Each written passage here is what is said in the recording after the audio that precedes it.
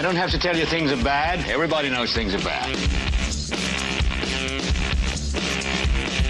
Everybody's out of work or scared of losing their job. The dollar buys a nickel's worth. Banks are going bust. Shopkeepers keep a gun under the counter. Punks are running wild in the street, and there's nobody anywhere who seems to know what to do, and there's no end to it.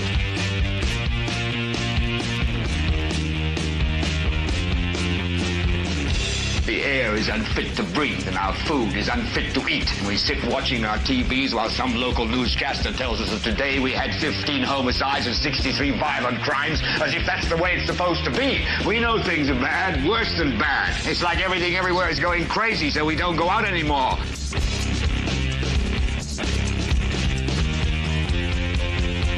We sit in the house, and slowly the world we're living in is getting smaller, and all we say is, please, at least leave us alone in our living rooms. Let me have my toaster and my TV and my steel-belted radios, and I won't say anything. Just leave us alone. Well, I'm not going to leave you alone. I want you to get mad. I don't want you to protest. I don't want you to riot. I don't want you to write to your congressman because I wouldn't know what to tell you to write. I don't know what to do about the depression and the inflation and the Russians and the crime in the street. All I know is that first, you've got to get mad. You've got to say, I'm a human being. God damn it. My life has value. So, I want you to get up now. I want all of you to get up out of your chairs. I want you to get up right now and go to the window, open it, and stick your head out and yell, I'm as mad as hell, and I'm not going to take this anymore. Oh, welcome, ladies and gentlemen, to this Saturday show. It wasn't until just a little bit ago I realized, oh my God, we're going live on Friday and Saturday, and then our week starts back over on Sunday. That means there's absolutely no rest. No rest for the wicked, that is. Well, ladies and gentlemen, this is the 367th episode, and it's a part 2 episode, part 2 to last night's part 1. Last night's part 1 was the madness in Madison County continues, and really it's kind of like actually last night was part 2, tonight's part 3. The part 1 was back almost a year ago, which was the madness in Madison County. We added the continues. This is the 2025 edition. Last night was part 1. It was the blue 366. Now tonight is the red 367. The madness in Madison County continues. The 2025 edition, part 2. We don't have any crazy, wild story from Winchester or Muncie or any place else to cover. So straight off the bat, we're going to bring up my favorite friend and one of our contributing correspondents from Madison County, Dr. Katherine Callahan. Hello. Hey, listen, I was doing important stuff while you were doing your commentary. I was hitting the like button on the YouTube channel. Hey, that's good. That's good. You know, Katherine has given us a reminder that if you're here watching this, you might as well just go ahead and tap that like button. It's the thumb button. If you haven't tapped it, it will look like just an outline. Once you give us the thumb, it will then appear white. And you ought to go ahead and just give us the thumb. You can always give us the finger later. Give us the thumb now. You can give us the finger later, and then tap that bell so you get notified when we go live. Hit the subscribe button. Share the show. Comment. This is a very interactive show. If you're commenting while you're watching live, some of your comments might appear on the screen. You can comment over here, over on this side, right over here, the right-hand side, next to Katherine. If you're watching in the future, don't forget to comment down below. We will get back to you if you comment down below there, we promise. And yeah, we're going to have some fun and talk about some craziness in Madison County. I've got 2 points of order that we need to talk about before we get to the Madison County. This will be real quick. And number one, I just want to ask Katherine, after the show last night, I'm not going to get into this. This is kind of like, it's like I have a lawyer, so you got client privilege, and now like with the doctor, we won't get into HIPAA violations or anything. But after After the show last night, I've not been feeling well, so I was going to my friend here and asking some impromptu questions about medical stuff for myself. But that got me thinking. I got a notice from my insurance, and it told me that they are cutting coverage. Have you heard about this? I don't know if you heard this from anyone else, but they said that if someone like happens to steal my blanket, that I won't be covered. Have you heard about this? No. You not got that? Is this a real thing you're talking about? Yeah, like they said, if my blanket gets stolen, I will not be covered. Your blanket? Yeah. From your room? Or my couch, my bed. No, I've not heard this. Are you sure you're not being scammed? If your blanket is stolen, I'm sure that you he's won't be being covered. horribly punny and he needs punched in the face. I knew Kate would get it straight away. That's a Jack Black deal, or what? Joe Black deal. I forgot. I thought it was Joe. Where is Joe Black tonight? Joe Black. I think my grandmother scared him away. Oh. If your blanket gets stolen, you won't be covered, Catherine. All right, now she got it. Jesus. All right. Well, listen, I'm totally in medical mode when you're talking to me like about this stuff. I'm like, where are we going here? That's it. Chris, and what I want all the viewers to know tonight, but Alva already knows this. Chris discovered last night that I am actually a practicing provider. Hey, Russ. That's what Chris found out. Yes, that is. He's like, holy cow. Yeah, she really is a doctor. Oh God, that's hilarious. Oh, thank you, Cindy. It's bottle number 3N from Sally's. That's hilarious. Well, in other just crazy news here, and I do need to say thank you. See, so many people out there hate me because of what I do, and it's funny because it's like I understand the elected officials, the politicians hating me, but it's like even weirdos in the public hate me because I call these people out. I'm like, are you not paying attention?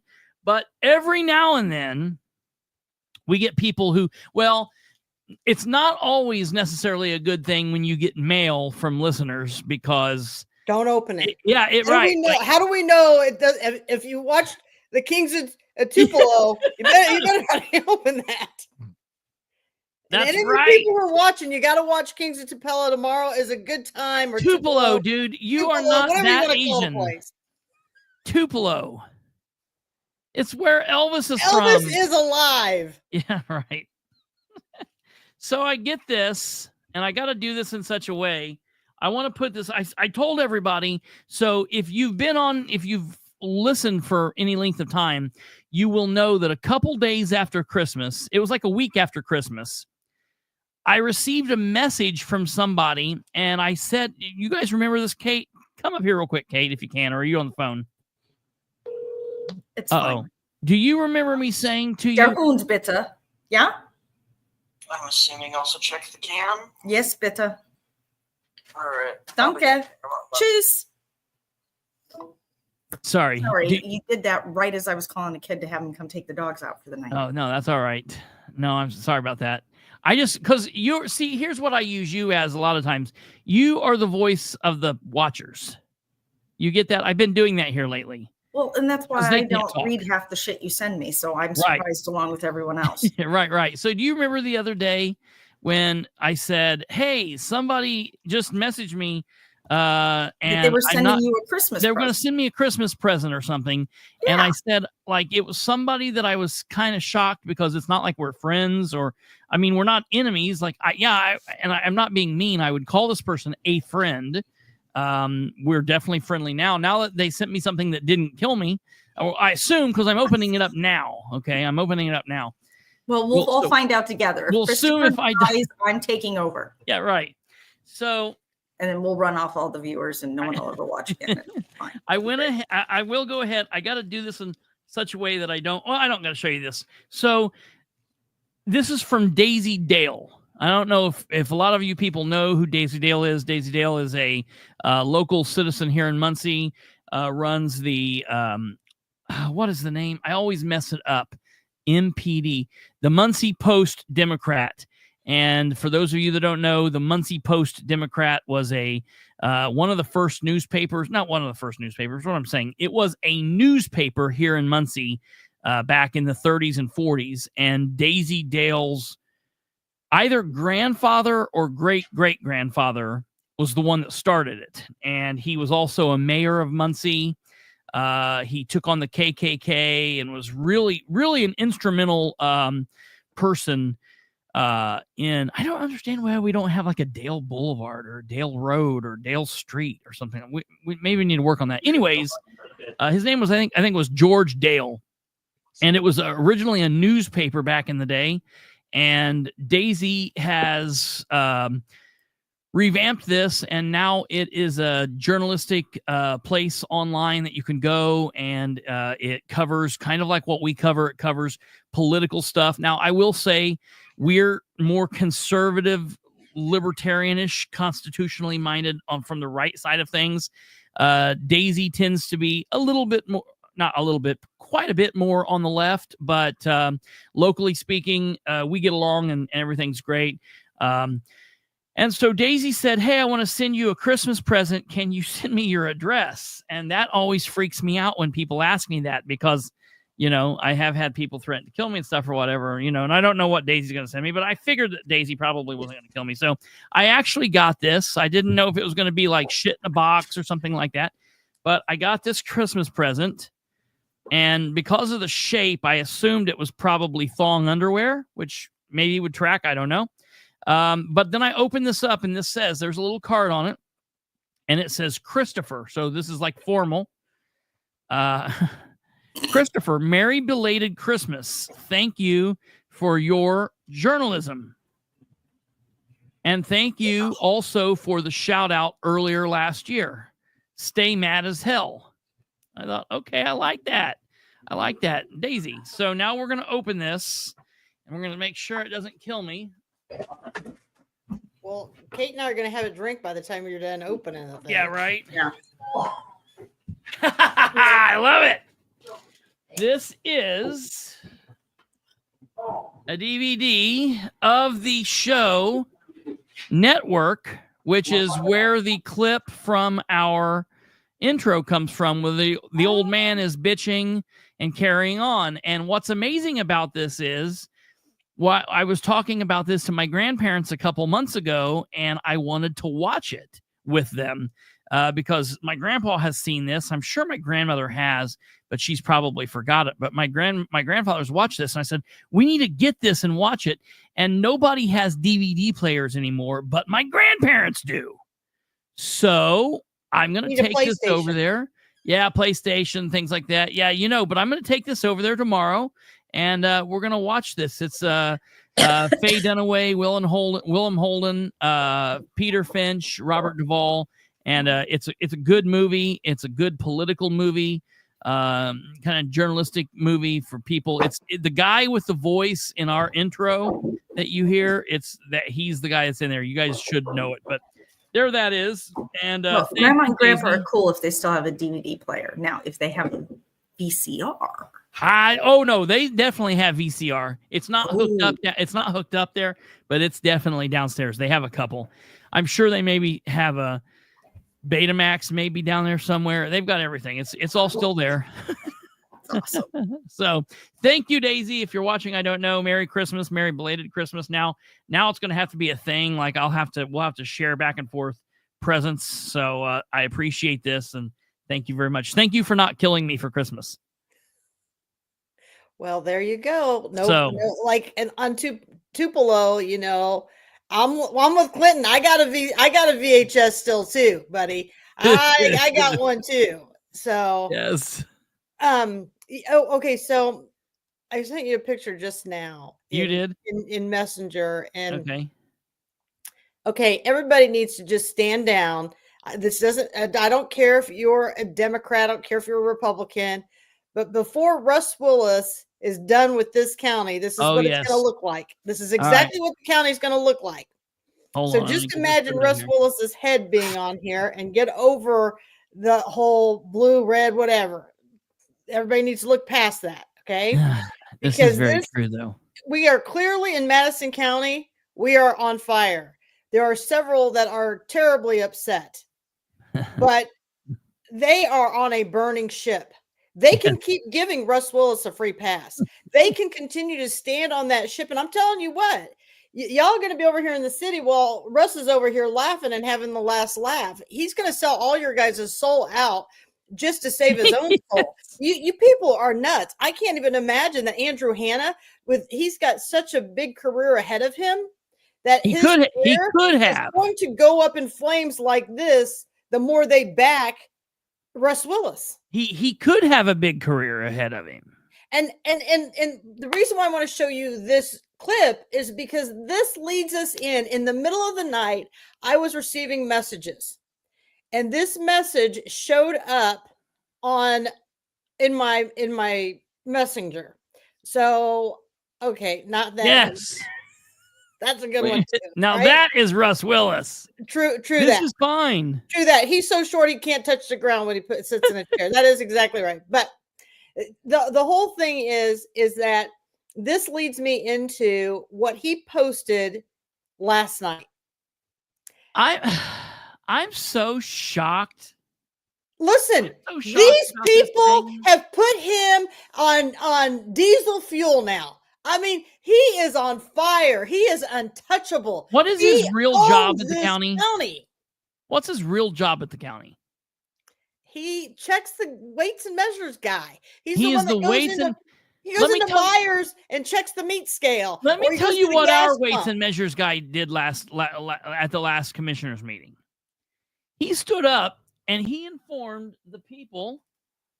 Thank you. He stood up and he informed the people of Delaware County and I guess out in the world that he saved them big time because he went to a store. I don't know which store it was. And he was doing his little weights and measuring job.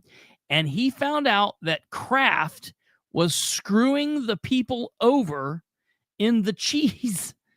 And he got this solved, and it was a big deal, and he gets recognized. So here's what I want Russ to do. I want Russ to take his head out of his ass and to quit doing whatever it is that he thinks he's doing. He's not important. He is nobody. And I want him to go back to measuring the cheese and leave everybody else in Madison County alone. Here's the thing. People are sending me pictures of the scales at Myers and stuff saying how they're screwed up, and he's screwing up the weights and measures.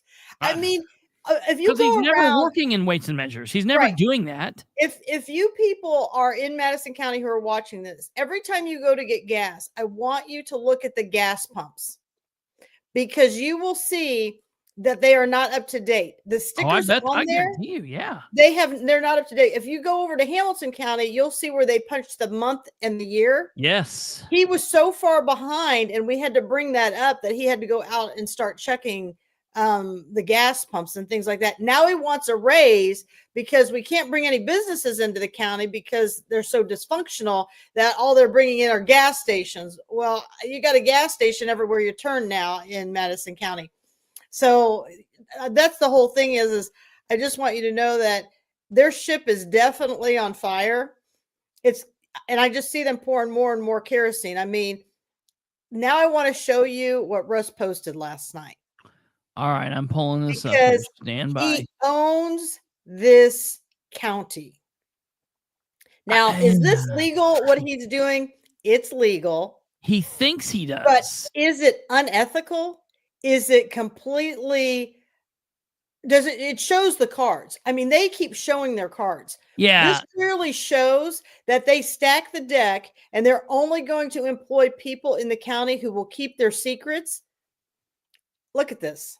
Okay, so this, ladies and gentlemen, I didn't know he was the new head of HR. Yeah, right. This is a post that was posted. It says 8 hours ago, but it was posted last night. So it's a screenshot of a post from the Madison County Republicans Facebook page. So they have a Madison County Republicans. It's not posted out there for everybody to see. It's not posted in like a Madison County awareness page or a chatter this or chatter that page. This is Madison County Republicans, and it says a courthouse office job may be available soon. Want to have a list of people interested? Contact me personally if interested. And now, if I know it's hard to see, but the post was made by Russ Willis, and this is who's posted this. Now, I love Glenn Smart. Don't know who Glenn Smart is. Amazing person. Glenn Smart commented, "Too bad it's not yours," which was amazing. Wonderful. Glenn, if you're out there, I love you. That's an amazing post. Russ has me blocked because I wasn't able to interact with this. I'm sure after this, Glenn's probably going to be blocked. Yeah, I'm sure too. Right. I'm sure that Glenn's probably no longer able to see Russ's stuff, but I love this post. But I also, while you're talking about this, and I'll throw this back to you, I'm going to go here and pull this up just briefly. So what are your thoughts when to me, I see this and I'm like, look, it's not illegal. It's nothing wrong. It just shows you how big of britches he thinks he's in. It shows you how important he sees himself. He's nobody. This would be the same thing as me saying City Hall's going to be having a job soon. Let me know if you want to work there. I'm nobody. Russ is nobody. He has now played his cards. He is showing people he's running every department. This was the same crap he was trying to do when we were in the coroner's office. He was trying to run our show. We were a constitutional office. We still are. And this is what he's telling you: who to hire, how to hire. He wants to have a list of people interested. I mean, why? Because the highest bidder or whatever they donate or how they drop to their knees to you, that's how they get the job. Russ, you're disgusting. You're absolutely disgusting. You want to have a list of people. Well, you know what I want? I want a list of all the PC members. I want a list of you actually being in your job. I want time cards that actually truly reflect instead of your ghost employment in weights and measures. I mean, he's constantly in election board hearings when he's supposed to be on the clock, and his time cards read he's on the clock. Yeah. Just like, Sean says, Russ's time card says 9 to 5 every day. And keep in mind, Russ is out notarizing candidate can forms for the election for an entire month. The guy was running around the county conducting party work on the clock. He runs the election board meetings while he's supposed to be on the clock. It is absolutely atrocious what they allow this ghost employment to happen. But I got a call yesterday and somebody said to me, "You want to talk about ghost employment? Look at that prosecutor's office." They said Rodney's never in there. That office is always very scarce. Well, that's why they're backed up in the courts. It's not because they've got too many cases. It's because nobody's doing their job. Yeah, that's absolutely true. 100%. And I just want to show everyone here really quick. This is the human resources page for Madison County, Indiana. Of course, this is the county that we're talking about. I'm in Delaware County. She's in Madison County. We're talking about Madison County tonight. Madison County, if you look here, going down here to the bottom, they have right here, Beatrice Ramey, Madison County Human Resources, 16 East 9th Street, Suite 105, Anderson, Indiana. They have a human resources director. So my question to Beatrice is, did you authorize Russ Willis to do this? Or does this mean that, listen, I'm a conservative, used to be a Republican, consider myself a conservative leaning libertarian. Does this mean I can't get a job if I so chose to come over there and get this? Or a Democrat can't? To me, this opens Madison County up for a really weird situation, because are you only now going to hire Republicans that are vetted through Russ? I think this is something that the commissioners need to speak to. Like, why is it that Russ Willis is running HR for the county now? That's very strange. That is very strange. What day did the commissioners meet? Is it this week? 7th. They met on the 7th, and they meet again on the 21st. Okay, so it was, let me see if I can pull this up real quick in the paper. Let me see here. You're right, Nicole. So Okay. Is So this they serving met. the community serving its leaders? Yeah. Okay, they met. And this is a whole another ball of wax and issues right here. But I'm going to send you this. This was in the paper, and let me send this to you in Messenger. And this is what I want to tell the people. So you're assigned duties, right? The commissioners appoint people to be over HR. They appoint them to be in the health department. They appoint these people. So if you look at what I just sent you, Kristopher, and bring that up. Down there at the bottom, I don't know how well you can read it. Hold on here. Let me do it like this. That's it says, right? Other businesses. John Richwine was elected to continue to serve as the president of the board during 2025, and Olivia Pratt was elected the vice president. Commissioners approved the following appointments of department heads with no changes in 2025. Tom Eckert, worthless, will be the county administrator or the secretary for the commissioners. Graham will continue as the county attorney. Jessica Senseless Baston will be the county engineer. Roger Edens will be the director of the Madison County Emergency Management. Jenny Chambers will be over Central Dispatch. Stephanie Mellinger, who can't get anything done, will continue as the director of the health department and will continue to watch the county go to the worst out of 92 counties. Scott Harless will be over the superintendent. However, Beatrice Ramey is the director of human resources. It was just published a couple days ago. I didn't know Russ was that person. Yeah, it's so strange.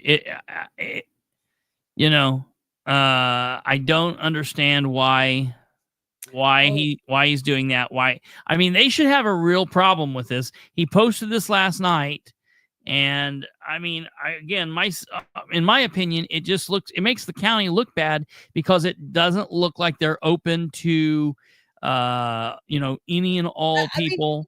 I just want people to understand. You see this picture right here? You see this picture? You see that truck that's right there? Yeah, that's not a parking spot. Right?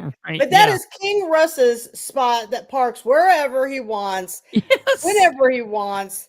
And this is so disgusting to watch. And people keep asking me, how did we get here? Why does this continue to happen? Because we're allowing it. People, you got to show up at the meetings. You got to say, why is Russ Willis posting HR stuff on his Facebook page? Is it legal? Can he do it? Well, yeah. But now you guys see where the corruption is. So, I just want you to know in the other businesses, it was just listed there. Last line there. Beatrice is going to be there. Yep. The way it is. She hasn't been removed. Yeah. And so it's a sad thing to sit here and watch, but what are you going to do? And the thing is, people might say, well, this is not a big deal. This is just him saying like, hey, let us know. We have a pool we can hire from. Okay. All right. Maybe this is small potatoes. Maybe this is nothing. Right. And Sean, I'm being told that that's his old truck. He bought a new one that's red. That's what I was told. Yes. And he still does it with his new truck. His new truck is now red. So if you see this red truck, and I don't know if that license plate, but like Kelly Hewer, she's got the license plate. This is how out of control these people are. I mean, you just have to know all the corruption that's going on in Madison County. Kelly Hewer's license plate, and the reason why I know is because she's been stalking my mom's house. Real story. Yeah. And my neighbor said, Katherine, there is somebody in a black Escalade that keeps our black Cadillac. Here, I'll send this to you. We can show everybody, Kristopher. And she's outside your mother's home. People, my mother's 89 years old, and she's taking pictures of the home.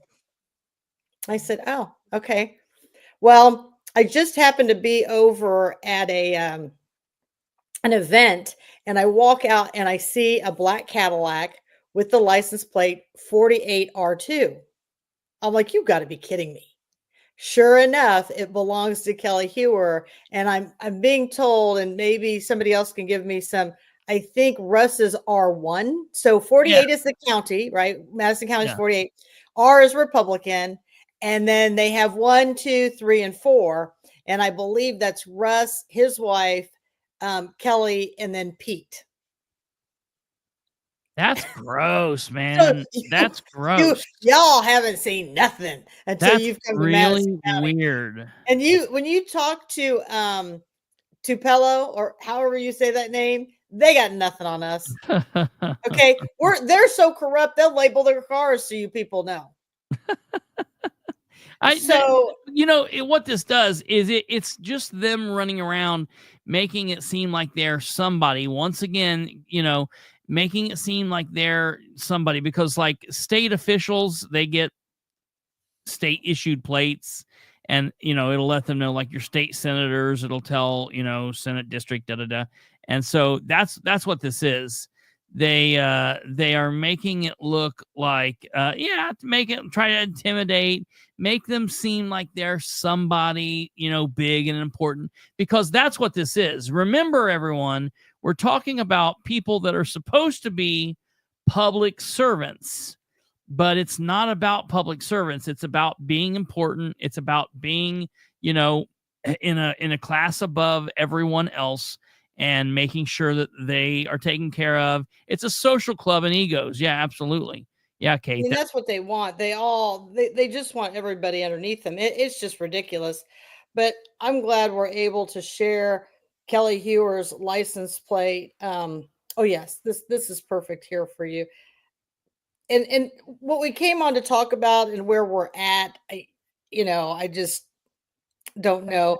But right there, I just sent to you. It may not be Dina's plate, but we made a post about the license plates. 48R1 is Russ, 48R2 is Kelly, 48R3 is I don't know, and 48R4 is Pete Hewer, who's never been able to get elected to any seat, but Russ will appoint him all the time to fill a seat. Wasn't he most recently appointed to fill a council seat? He was, and then he ran and he lost. The dude is unelectable. Yeah. And if you listen to his story, he'll tell you like, oh, I've been fired from here and I've been fired from there. And I'm like, who gets up and gives a resume like that? Yeah, right. Yeah. But it's the thing in Madison County is it's like the more dysfunctional you are, or the more failures you have. And I say failures lightly because like Eli Lilly, went bankrupt 3 times before they succeeded. They promote you. So here, Todd Culp has just recently finished a $500,000 lawsuit, but yet that's who they want as their auditor. Emory can't pay his property taxes. And Todd Culp, recently we looked up his property taxes. They're not paid up to date. You should see that whole mess. And then he says, oh, well, that's just a criminal offense because I didn't. Listen, Todd, you get paid from the taxpayers' property taxes, ding-a-ling. And that's the thing. And Pete and Russ are best friends, right? And the people keep rejecting Pete, but he just keeps coming back. It's like a bad penny. But Russ doesn't care about the will of the people. He'll just ram him through one way or the other. He's going to put him in a position. And word on the street is that Pete needs like 18 months in an elected position in order to pull a retirement. It's coming again. It will happen. He will be appointed. Short, right? So that's the whole big thing. But we'll see what happens. But show the responses of to Russ's employment post. Somewhere along the line, people, the truth and bullying, the lines have become blurred. I'm so sick of hearing that. Okay, listen, because Glenn spoke the truth. Yeah, right. I want Russ to be out of a job. So, yeah, right. So, really quick about this bullying thing. I think, look, I don't know that you don't want kids in high school bullying their classmates to the point of these kids like taking their lives and things like that. Like, yeah, of course we don't want that to happen. But I think sometimes we go too far on stuff because a certain amount of, hazing and the normal, this is what goes on, the kind of whole thought of the military not being able to take recruits through, drill instructor school anymore, through training, they've got cards in their pocket like us in soccer. Oh, you're being too mean to me. We are raising soft, weak, wimpy human beings, and that's not a good thing either. So the bullying thing's a little much, but when we're talking about grown adults who are calling out elected officials, or moreover, we're talking about one grown adult telling another grown adult that you're being a bully because they're utilizing their First Amendment right to redress grievances that they have with elected officials or folks in the political process. That's not bullying, and I think that's insane. So when we see Glenn here saying, too bad it's not your job, Russ Willis, there are a shit ton of people that feel that way about Russ. Nobody likes Russ Willis. Yeah, Kate says Niles used to say when he was a drill sergeant that he felt like he was training people to come home in a box. Yeah, that's exactly right, because you're not being able to train people up to be the fighters they need to be, and so for the people that don't go to the military route, we are creating people here in the world to be just soft and not be able to engage in life, and we have people that feel like it's never okay for someone to disagree with them or for someone to have a differing opinion. So Russ puts his post up here, which is nonsense. Glenn Smart says, too bad it's not yours. And then instantly, as soon as he does that, then in come the comments, why do some folks feel the need to be mean? And we wonder why our children are targets of bullies. I prefer grace and kindness and respect no matter what. Okay, I like that no matter what. I like that. I like that no matter what, Holly. So no matter if someone is violating your rights, no matter if someone continues to be corrupt, no matter if someone is doing wrong, above all, I expect someone to give, these people a, normal baseline level of respect, even when it's not deserved. These are the people who say everybody deserves respect, and that is not true. Everybody deserves a baseline level of, okay, well, you're a human being. She says everyone deserves respect, as she's disrespectfully saying that your opinion doesn't matter. Yeah. You shut up. You can't be mean. And let me give you an example. I'm going to give people an example of truth, and I'm going to give you an example of bullying. Okay. Bullying would be saying, Holly, get off your knees and offer us his nuts. Yeah, right. Right? Okay, that would be bullying, right? A perfect example, right? I don't know. And then, it could be the truth, but I don't know. And then the truth would be, hey, Holly, why don't you go listen to that recording between Russ and Rodney? Our own prosecutor thinks that you are an incompetent school board member because he wouldn't even send his own kids to Anderson Community Schools, in which you've been an elected school board member for a couple terms. So that's the truth. You suck at your job. You need to resign as an elected official, and you need to carry on and go pound some sand instead of trolling Facebook. Maybe you should go troll something where you're actually productive and doing something for the kids in which you were elected to do. Now, you see the difference between truth and you see the difference between bullying? Yep. Yeah. I like them both. I don't think either one of them are bad, but yeah. So then this is weird. So what's weird is Jill Martin Golden says, I worked up there for 15 years and was mistreated. So glad I got out in 2012. Well, there's no context to that. Who were you mistreated by? Were you mistreated by Russ? Were you mistreated by his gaggle of supporters and hangers on? Were you mistreated by the public? That's the Were other you thing. mistreated by Holly? Yeah, right. Yeah, did Holly mistreat you? And then it totally goes over Holly's head because she responds. What did she say? Well, in the next thing. Yeah. All right, sorry. Glennon Glenn says, "Bully, look who wrote it." That's a truth. Which is very true. That's Look very at, I mean, truthful. you want to talk about Russ? Look at how he treated Rebecca. Look at how he treats nearly anyone that he comes in contact with. Look how Russ tells me that my degree is not a doctorate. Yeah, right. I mean, come on. You're nobody. Yeah. Right? Yeah. I'm sorry to hear this. Okay.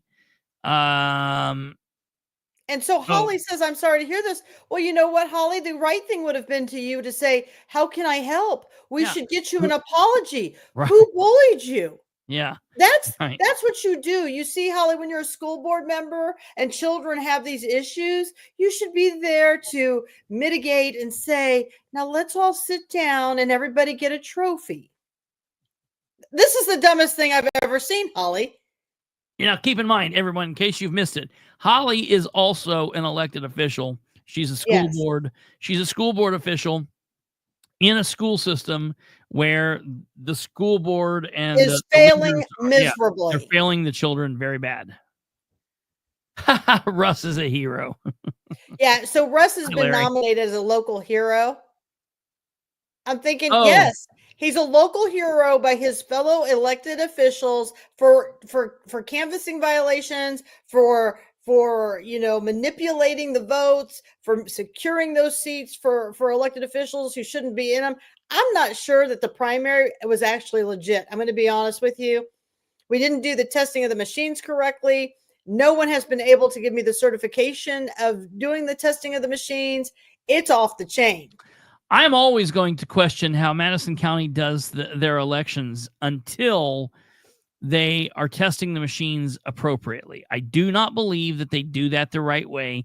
I believe that they're doing some nonsensical thing that they do, and then they're just coming out and telling the people random numbers that they want to tell them of that test. I don't believe they're doing what they're supposed to be doing. So I just want you to know, Russ and his other minions or flunkies, I'd call them flunkies. Remember when Russ... There's people watching your Facebook page, and they're willing to share it with us. Yeah, right? Isn't that wonderful? Yeah, I can't get it, Russ, because I'm blocked. So, people are... That's people don't understand that, too. And then they spend a lot of time trying to figure out who it is. It's a lot of people, so, it's not just one or two. This is bullying. Yeah. Remember when I did the caucus? And he said that I'd always voted as a Democrat. I never voted as a Democrat. I've always voted as a Republican. And then he went on to say that I gave all this money to $1,000 to Joey Cole. And what did he come back and do? He said, I must have misread that, right? I didn't know what I was doing. This is a theme with him, just like the whole thing with the canvassing. I didn't know what I was doing. Now we're doing the election board this coming Wednesday. And what did he say at that one? Well, I didn't know I was supposed to itemize my finances. Yeah. I mean, this whole, I don't know, and I'm stupid when it's convenient for him. Get over it. You are the most calculating, ruthless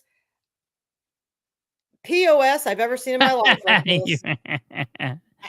There's just no other word for it, because everything he does, he has a calculated move for.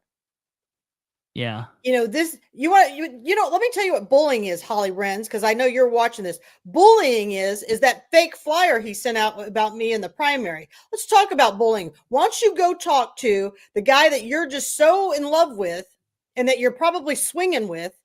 And again, it's not bullying. That's not making a claim that's false. That's a true statement that now it might not be for Russ, but that you're swinging with. And why don't you ask him why he put out a false flyer about fellow Republicans? Why don't you go ask that?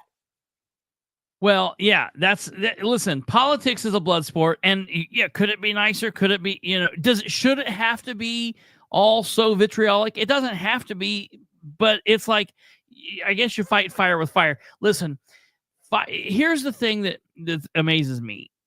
In politics, you're not going to defeat the insanity by folding your hands and being a little church girl and sitting there quietly and not saying anything and being a little mouse. That's not going to do it. And it sucks. I wish it was different, and the other thing is people's like, oh, it's so much worse now than it used to be. That's nonsense. The only people who are saying that are people that have never been involved, people that are just now getting involved. It's always been this way.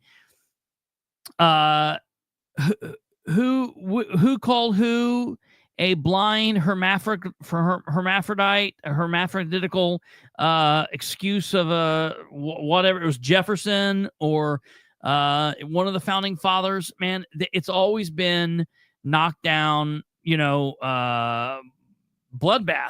The one dude beats the guy to death or nearly to death with a cane on the House floor. So politics is always politics, and it's not meant for the weak or faint of heart. It is what it is. But you fight back, and it is what it is. That's the bottom line. And quite frankly, I'm tired of watching Holly Renz come and always, be the victim or advocate who she believes is the victim. Russ is a dirty dog. Yeah. And he needs to go. Yeah. And the fact that, a school board member would protect that type of behavior of how he's behaved. I'm with Glenn Smart. Look at Russ's behavior, and she never has a problem with how Russ behaves. So, Holly Renz used to be a nurse over at Community, and she retired. She is a nurse. I don't know what she does exactly She's now. Retired now. Okay, she is. She's not that old. That's what I thought I'd seen. She had retired from Community. That's crazy. So, I don't know. The other thing is, what was that thing there? Oh yeah. Russ has no problem breaking that 11th commandment if he can't control Republican in question. That's exactly true. This isn't the first time the Herald Bulletin said an official was guilty of something, but they wouldn't be getting charges. Yeah, that's the other thing. And that's the thing I want to remind everybody of. While you're listening to this, listen, make a note. This is very important. One of the things that we always say on here is we can bitch and do this back and forth. This is not changing anything. What we're doing here right now is trying to bring awareness to what's happening, trying to get people fired up, get people interested in what's happening, and get people ready to get involved. This is like the pre-K. This is kindergarten. And then the next step from here is getting educated. And sometimes you can get educated on here. We go through things. This is an interesting comment. Yeah. Where you at? Years ago, Russ conspired with Rick Gardner and other Republicans. I have the email. Russ claimed that a wheelchair-bound candidate for office was molesting women. That's interesting. That's interesting. That would be an interesting email. I would definitely like to see that. I'd like to see that too. That's interesting because Holly Renz, you're a SANE nurse. What is a SANE nurse? It stands for Sexual Assault Examiner. Mm-hmm. So if that's true, Holly, you better go have a talk with your boy. Yeah, right. That's not good. But you've got to the point I was making a moment ago. Oh yeah, send it to me, Sean. That would be interesting. I would definitely like to look at that. But the point I was making is, along with getting educated, getting involved, getting active, is attending meetings. You don't have to speak necessarily, but you have to stand in solidarity with people. And there is a meeting. That's what it is. That's what it is, Nicole, because she's a SANES nurse, so she would often testify in court. That's what it would be. But there is a meeting this coming. So there's a couple things. Number one, there is a Madison County Council meeting this Tuesday at 6 p.m. So at 6 p.m., there's a Madison County Council meeting, and it will be an important meeting. They'll be deciding who the president of the council will be. They'll be setting kind of the tenor of how the meetings will go. Hopefully, they will be ready to be public servants and work for the public. We'll see. I'm not going to be holding my breath, but we'll see. And then on Wednesday, very important, I've got it at the bottom of the screen, 1 p.m., and I know it's hard for people to get there because they work. 1 p.m. Wednesday, January 15th, 2025, the election board will be meeting, and they will be hearing. It'll be actually the second meeting on this complaint against Russ Willis for campaign finance violations. And it's a very, very serious violation. It can be charged as a level 6 felony. A felony means he wouldn't be able to be a teacher, wouldn't be able to carry a handgun. He wouldn't be able to run for office. So there's some very serious things there. And that complaint is there. And that's the second complaint that they have heard in the last, say, 6 months. The first complaint they heard was filed against Russ by Rob Jozuak, and we talked about that last night. If you want to go back in last night's episode, you can see all of that. But a special prosecutor came out, and it's in the Herald Bulletin, stated Russ did what he did was wrong. He was illegal in what he did. The actions were illegal. No matter, she said this happened because of A or B. It happened for this reason or that reason. And either way, both reasons were wrong. They were wrong. They were illegal, but we're not going to do anything to him. And so that's why this second meeting is very important. Lannon and Russ have already laid the foundation. Well, the intent wasn't there. No, the intent has nothing to do with this. It's right or wrong. Intent is there. Intent is here's the thing. Was there. I didn't intend to kill somebody, but they're dead now. Okay, well, yeah, you didn't start off like that, but I mean, whatever your intentions were, I don't even know. So this is the whole problem with this whole corrupt thing in Madison County.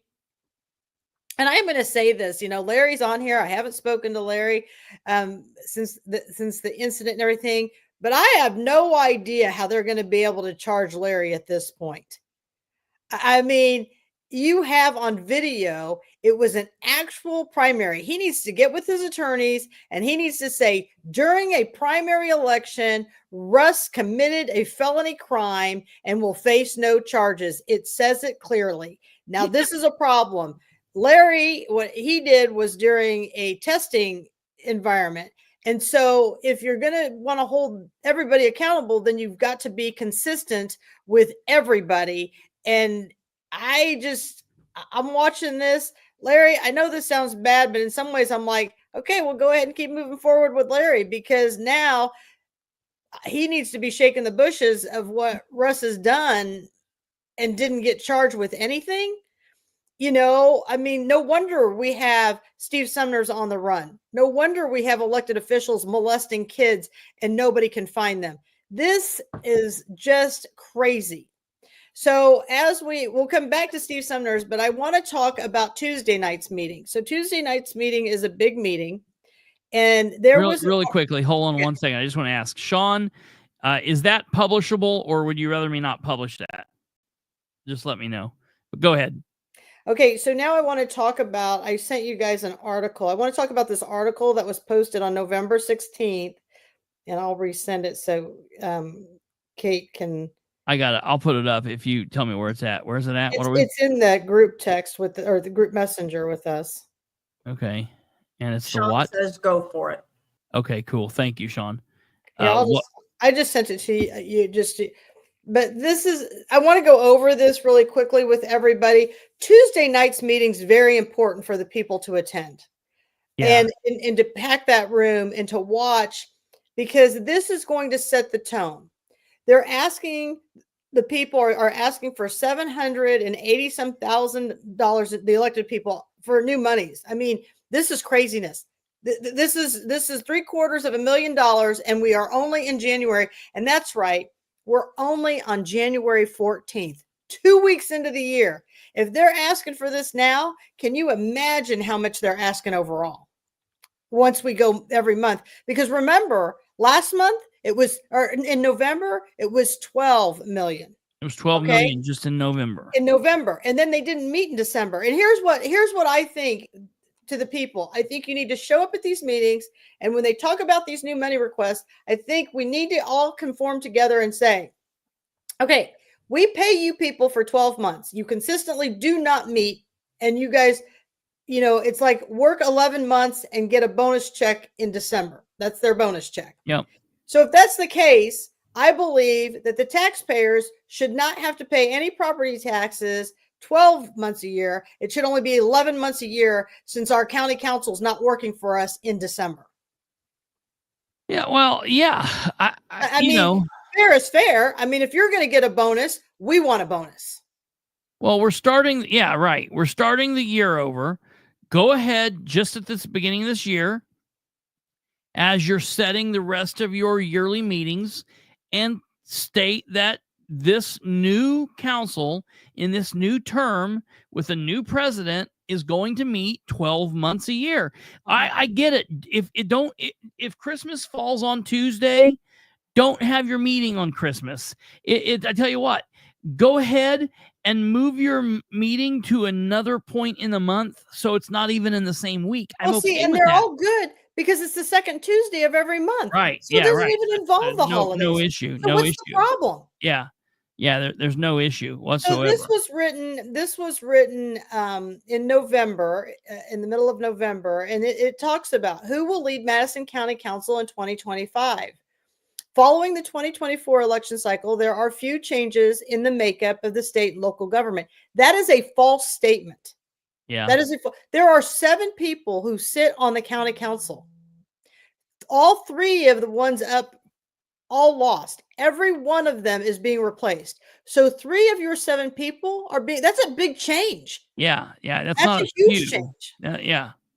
So, so the makeup is different. What didn't change locally is the continued dominance of the Madison County Republican Party when it comes to county offices. Well, it's not because of Russ. Christy Grabowski, she pounded that pavement by herself. Yeah. The Republican Party didn't get behind her or help her. I mean, Jonathan Culp, what floors me about Jonathan Culp, and I like Jonathan. I don't have a problem with Jonathan, but the problem with Jonathan is, do you know that he went and ran and filled out his application to run and never informed his wife or her family? But his family knew. Why are we saying that? How do we know that? Oh, because I know. Okay. Because I know. He didn't tell her? Yes. His wife had no idea he was running. Well, how far into the process did she find that out? When it came out who was all going to be running. So like in February? Like we found out. Like when they post, here's everybody who's running. Okay. All right. I thought you were making it mean like she found out like after he won in the primary. No, she found out after they said, here are all your candidates. Okay. After the closing of all the applications. Yeah, that's a pretty big decision to not be talking over with your spouse. Well, the biggest problem with his spouse is that his spouse's family is a huge political party. Yeah, right. So that's where the problem becomes with that. I mean, it's deceitful. I just still don't know if I believe that. Okay, cross my heart. I mean, I get maybe you've been told that, but could they just be lying? Because look, It could be easy to just lie about that. There's a lot of tension. There's a lot of tension because of it. Okay. An incredible amount of tension going on because of it. And who's the other family? Again, remind me. Norricks. He's married to Alyssa Norrick. Okay. Who is the daughter of who? She is the daughter to Councilwoman Jody Norrick.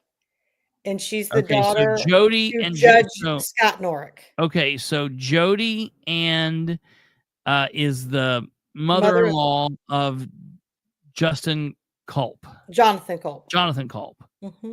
Who's on the council. So they're on the council together. Yes. And could I see a way? And I don't like that per se. That's a little bit more removed, but it's definitely weird, and I definitely could see how that could cause an issue. They're going to vote for the president Tuesday night, Jamie, and I'm gonna get into that too. I'm going to talk about that. So let me finish with this, and then I'm going to talk about go on down here. So there are currently no Democrats elected to the countywide offices or the Indiana General Assembly seats representing the county. Republican Rick Gardner, who is completing his second term as auditor, will be moving to the 3-member board of county commissioners in January, joining fellow Republican John Richwine and Olivia Pratt.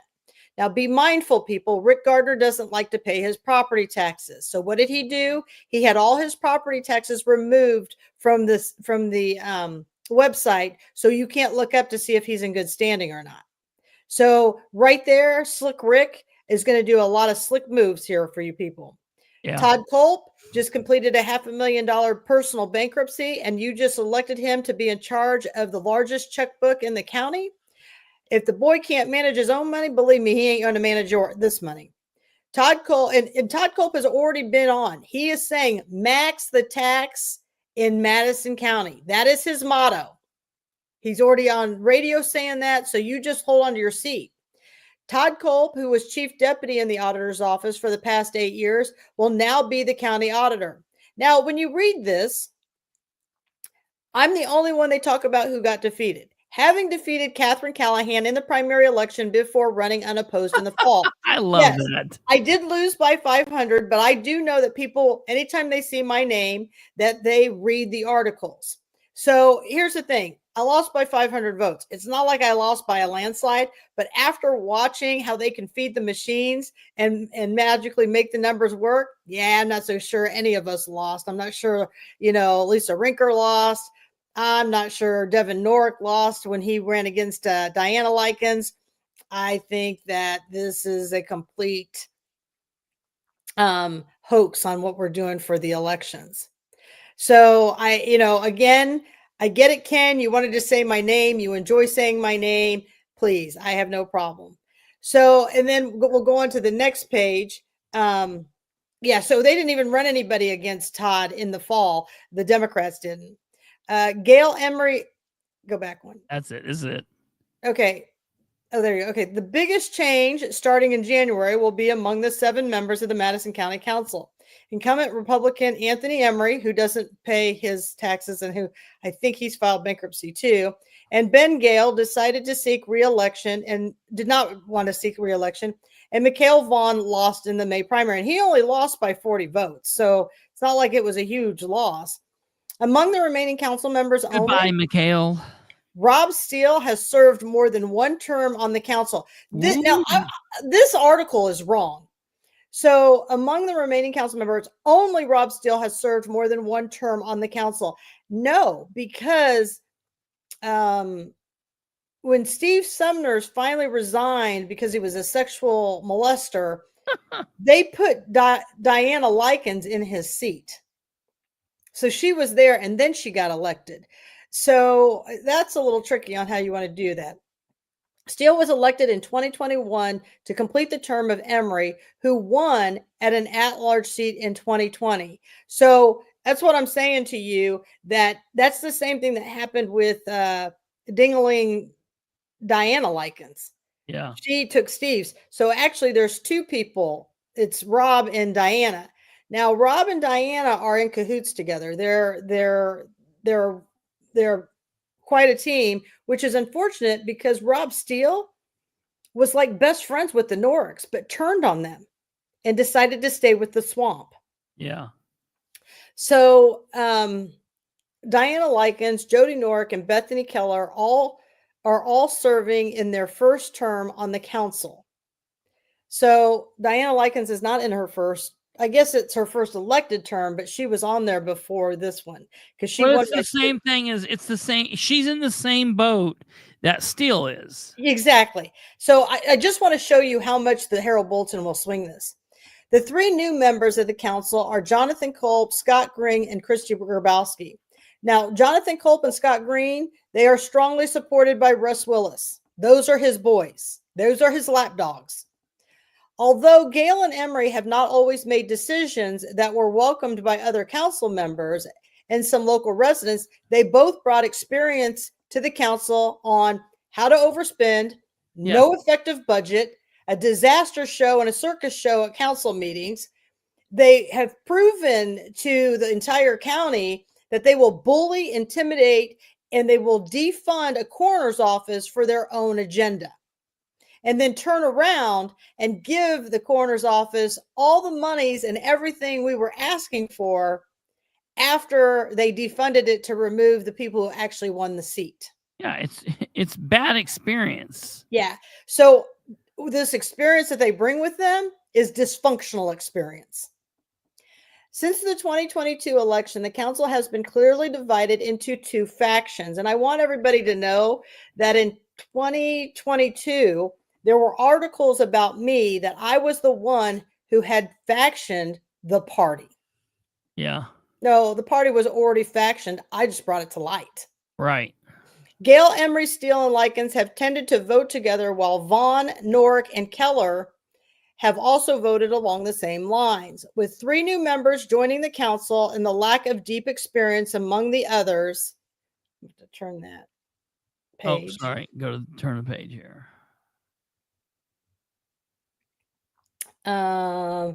Let's see. It will be interesting to see how the leadership positions are filled in 2025. Now, you see, with the lack of deep experience, remember that. It would appear that either Steele or Likens will be elected as the president next year with the anticipated support from Culp and Green.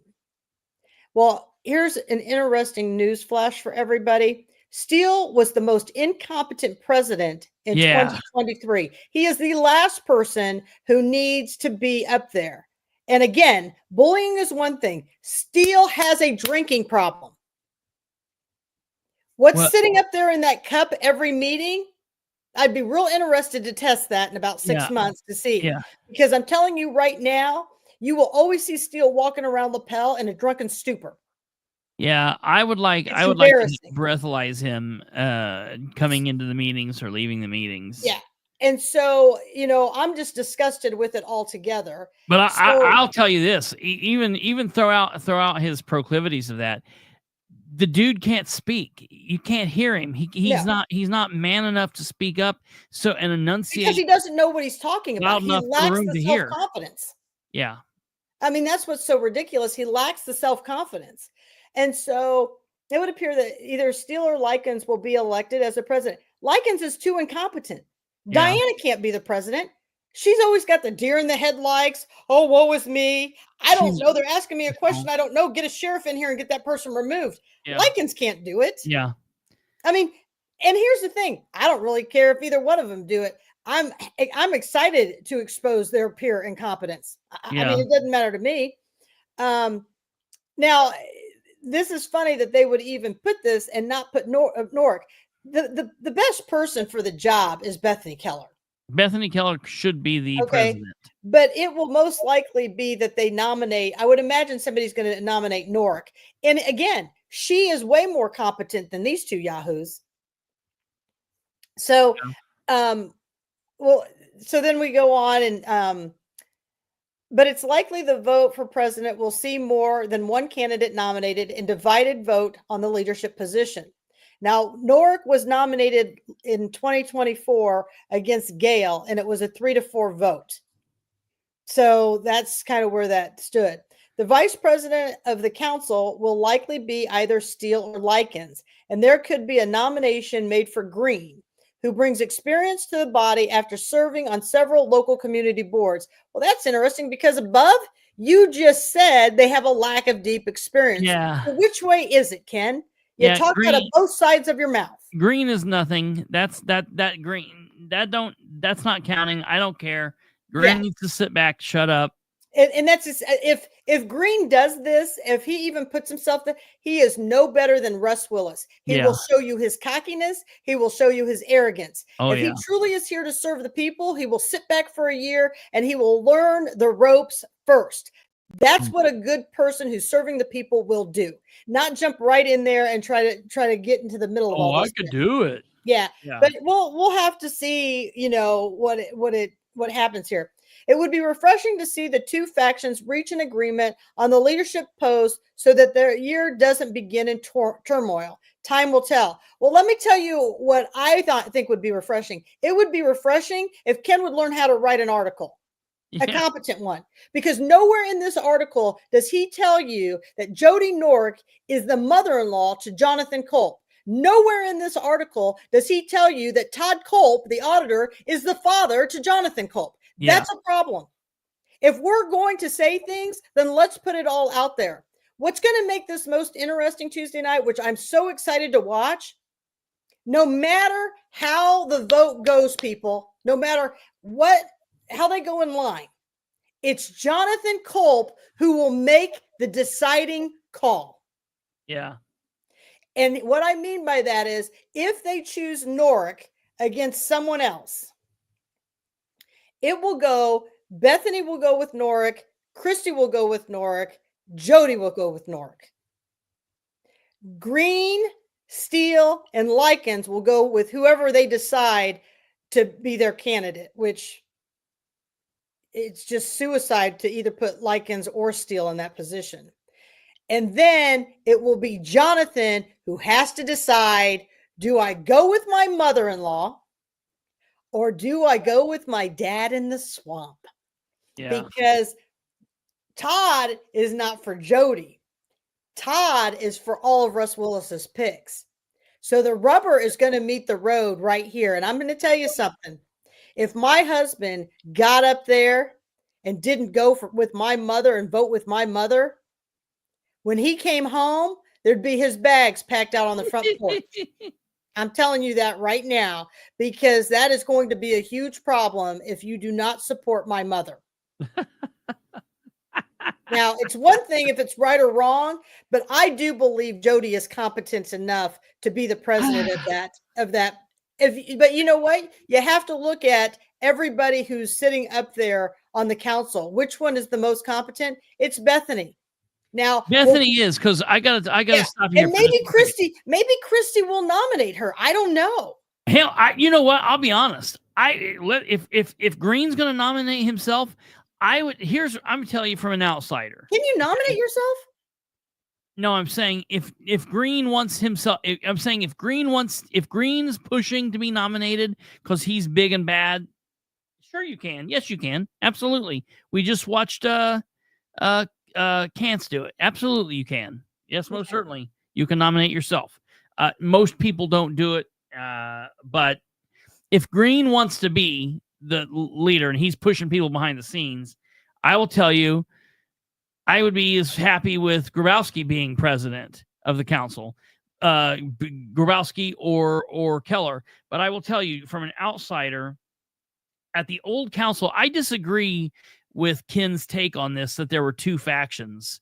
I think it divided out more than that. I think that it was Gale, Emery, Steele, and then it was like Vaughn and Nork or Likens. Gale, I keep forgetting who they are. Gale, Emery, Likens, Steele. So that's 4, right? Okay, that's 4 of them, and then it was like Jody and McHale, and then Keller. Yeah, Keller. It was like always 3. Yeah, she's like the Black Knight. I know that McHale, she's the one sitting over. Yeah, she's like the Black Swan. I know that McHale and Jody and her were like in a group for a minute, but then that quickly divided out because towards the end of last year, Jody started disappointing me, and McHale was an idiot. Bethany's Bethany's the only one that was ever true to what her job there was, and she's consistent. Yeah, she's consistent. And there's been times I've not liked what she's done, but I can stand behind her, and because she'll speak for why she's doing it. Right. And so I'm okay. We don't always have to agree, but I need you to be an elected public servant. And she's always been a public servant. She's always done that. So I will stand with her behind that. And the whole thing is like, remember, and for people who are just joining us, Chris and Kate have been with me a long time through this whole process of me running. It was a learning experience for me. They were kind of helping educate me. The Culps, remember, they ran a highly unethical campaign, as Sean's pointing out. Remember, no first names, just Culp on the signs. They wanted them to be universal. Initially, there were 3 Culps running. One was disqualified. Remember, there was a brother, and we got him disqualified because he didn't fill it out correctly.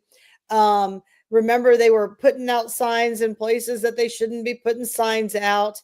They didn't have the font on there saying who it was paid for was not appropriate. It did not follow the rules and regulations.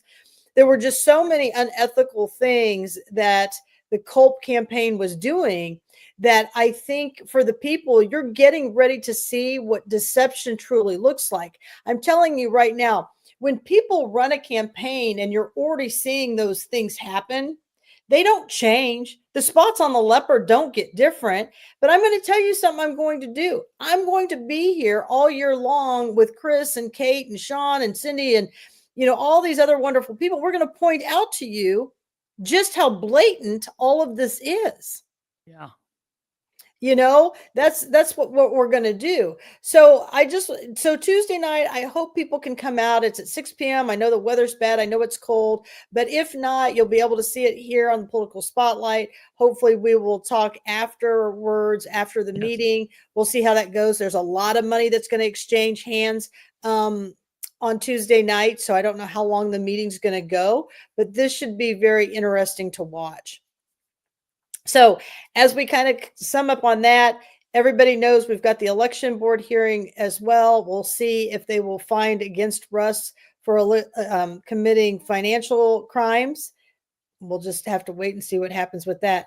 And now what everybody's been waiting for is Steve Sumner's. Yeah. Real quick, before we break into the Steve Sumner deal, I want to show you this, because I found this while we were doing that last thing. I want to show this to you real quick. If you're wanting to know about the different people, and we've been talking about all these people, if you're wanting to just get an understanding of who these people are and their character, for the folks in the room that are of for the folks that are in the room that are of a religious background, for the Christians in the room specifically, Christians and Catholics, I guess, look at this post from Todd Culp. Here's Todd Culp, and this is a picture of him putting his stuff up here on his wall. I'm the new auditor. And then here's a comment that he made. And the reason he made this comment, so that's Todd Culp in the picture. There's his office. There's his head. There's his stupid wall. And basically what he was doing was, right before he made this comment, he was dogging out the victim of Steve Sumner. So Steve Sumner's victims, and Steve Sumner, I say victim because Steve's true victims were juveniles, but then his wife at the time is a victim as well, a victim of just his life and everything. And so Todd Culp was actually, I'll tell you, on a street. I'm not a violent person. I mean nobody harm. I'm just saying what Todd said to the victim of Steve Sumner, if face to face, should have deserved him being punched in the mouth. I'm not violent. I'm never going to punch Todd. I have no reason to punch Todd. So, get all souped up with cops if you want every time I'm around, whatever. I'm just saying what he said to her. Todd obviously hasn't been punched in the mouth, because if he would have ever been punched in the mouth before, he would have thought before what he said. And then after he said what he said, enough people came after him. And one of the comments told him, Todd, you need Jesus. And Todd's answer to the "you need Jesus" was, who is this Jesus you speak of? Why do I need him? So just you might remember this when you go to vote next time. This is very gross. Todd is a very gross human being, and it's really They do, but apparently he doesn't. Apparently he's not even familiar with who this Jesus is that someone's speaking of. So Todd, and I don't know, Jamie or bizarre. Bree, if you're watching, if you remember what post that was. I know it was on MGAP. If you don't follow Madison County Government Accountability page, I would encourage you to do that. If you send that to me, maybe we can pull that up, because that post got several hundred comments. Yeah, it was crazy because of Todd's just horrific behavior. Just the behavior. He made many comments on there. I mean, like his wife should have taken his phone away and put him in timeout. You know, and I'm not making light of this. And I've always heard this is before me. I've always heard that at some point in his past he had an issue with drinking, and I have heard that he is clean. And if he is, more power to him. I don't wish bad on anybody, and I'm not making light of this, but he was making comments on that page that made me question, like, is this guy okay? Like, is something happened? Because it just didn't seem. It seemed he was way off the handle. It was nuts. I've never seen Todd behave that way, and the only excuse that anybody could make for him is that something was altering his personality. Yeah, right. Because I've never seen Todd act this way. We're talking about this person, and out of all of these people, Todd is probably one of the nicest out of them. Todd doesn't, Todd's done shitty shit, but he comes across as in public as a fairly decent person. But his wife comes across as a very malicious person. Yes, yeah. I mean, that's the difference. Yeah. And like Nicole said, and this is the thing, you're watching Jennifer Culp open the meeting with prayer. Can we all be kind to one another? Can we have nice words, right? And then Nicole gets up there and she's asking these questions like a citizen should. And Jennifer has an out-of-body experience, turns into the devil, and starts screaming at people. Yeah. Yeah. I mean, it's just something weird. And, I was looking at a post that they had posted, and she's like, oh, I love Todd since I was 14. And I think Todd's 4 years older than her. And then this whole Steve Sumner thing came up, and then I got creeped out. And now I don't even know what to think anymore. I don't even know. I'm so confused with these people in Madison County. I'm telling you right now. I just want justice for Jamie and her kids at this point, because I think if we get that, the other things will fall into place. It's very true. He really does seem like a missing piece. Yeah. So it's unbelievable, but which, this moves us into finding Todd Culp. If people want more information, see, you know what? That's like a Freudian slip. Yeah, right. Wouldn't that be something if something else gets uncovered by all this? Yes. Okay. So back to Steve Sumner's.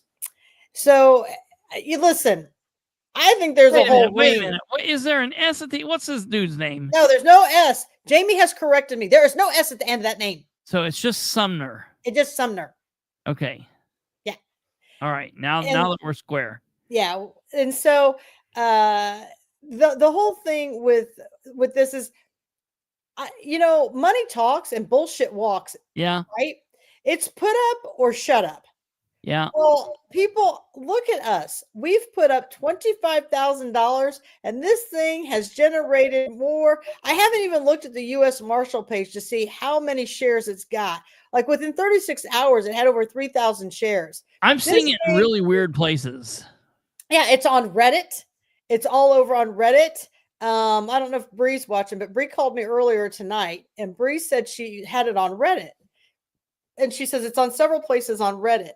So she tells me, she says, hey, there's a person who's posting on there. And she said she wanted to know, was it the U.S. Marshals putting up the money, or was it? And she said, it's a female named Katherine with Right Family Practice who's put up the money. And she says, now this breaks my heart that a citizen is putting up this money.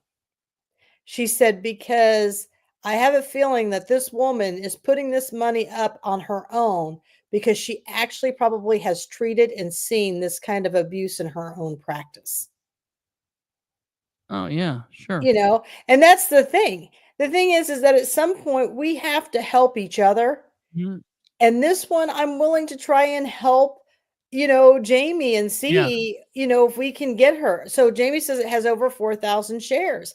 And that's just from that one site. I know that Madison County Government Accountability page, it has up to like 600-700 shares. I know you've got, one up. It's got several hundred shares. I mean, this is great that we're generating. It's made it to the news. Oh yeah.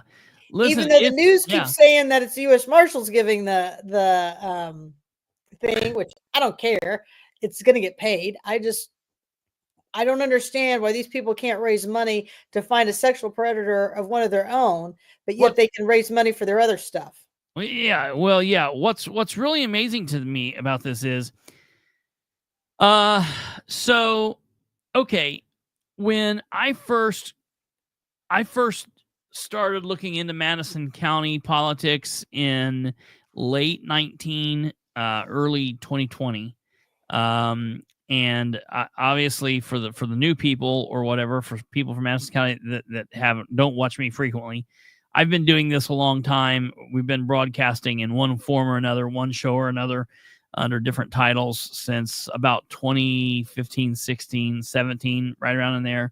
And then I went into an official podcast in 2019, and then, it's just really evolved from there.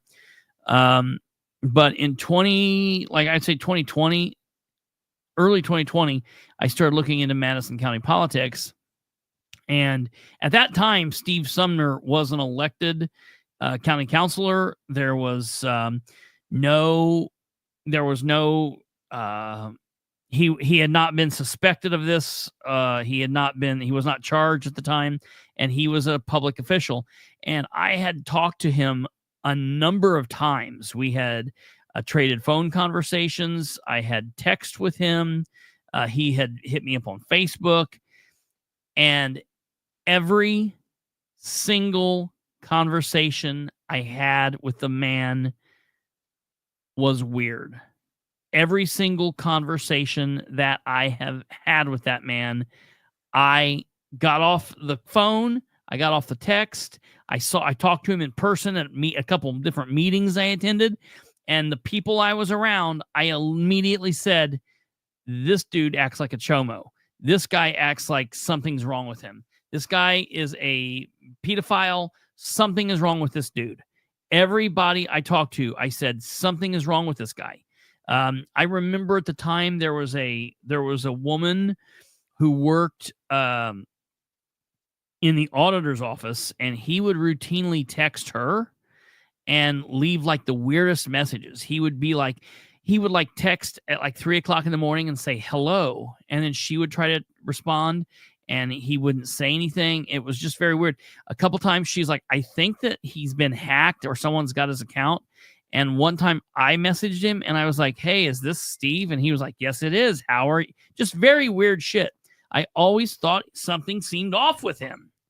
And then when this shit hit the fan, I was like, you've got to be kidding me. And this was really strange. But then it really died out really quickly. There was just nothing going on. It just really went away.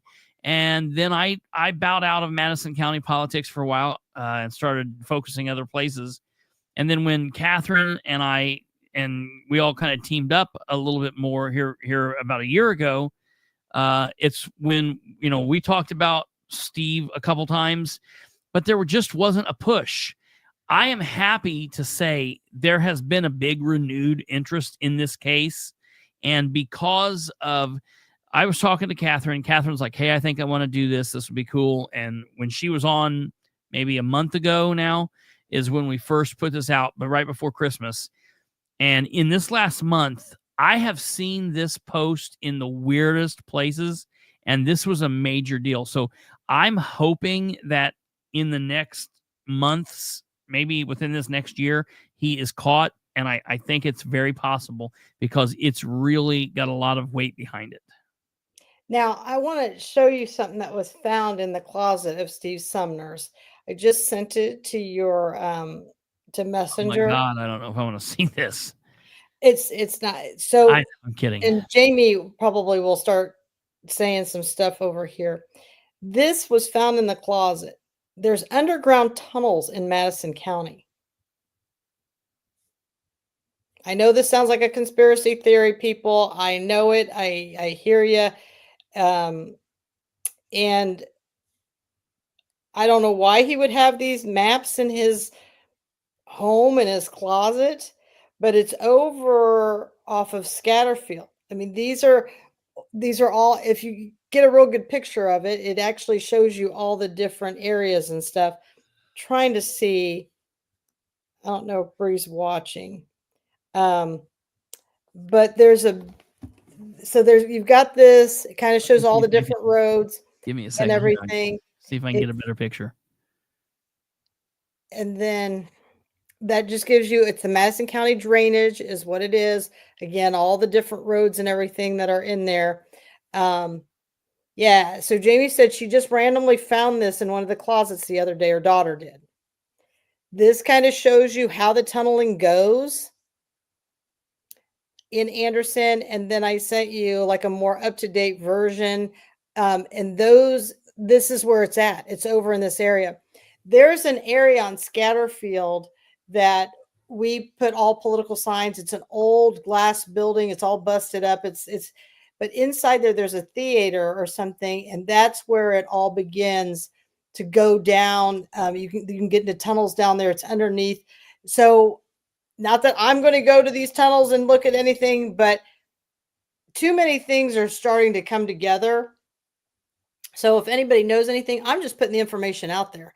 No, Katherine Callahan is not going to hunt this. Katherine Callahan has patience to see and things to do.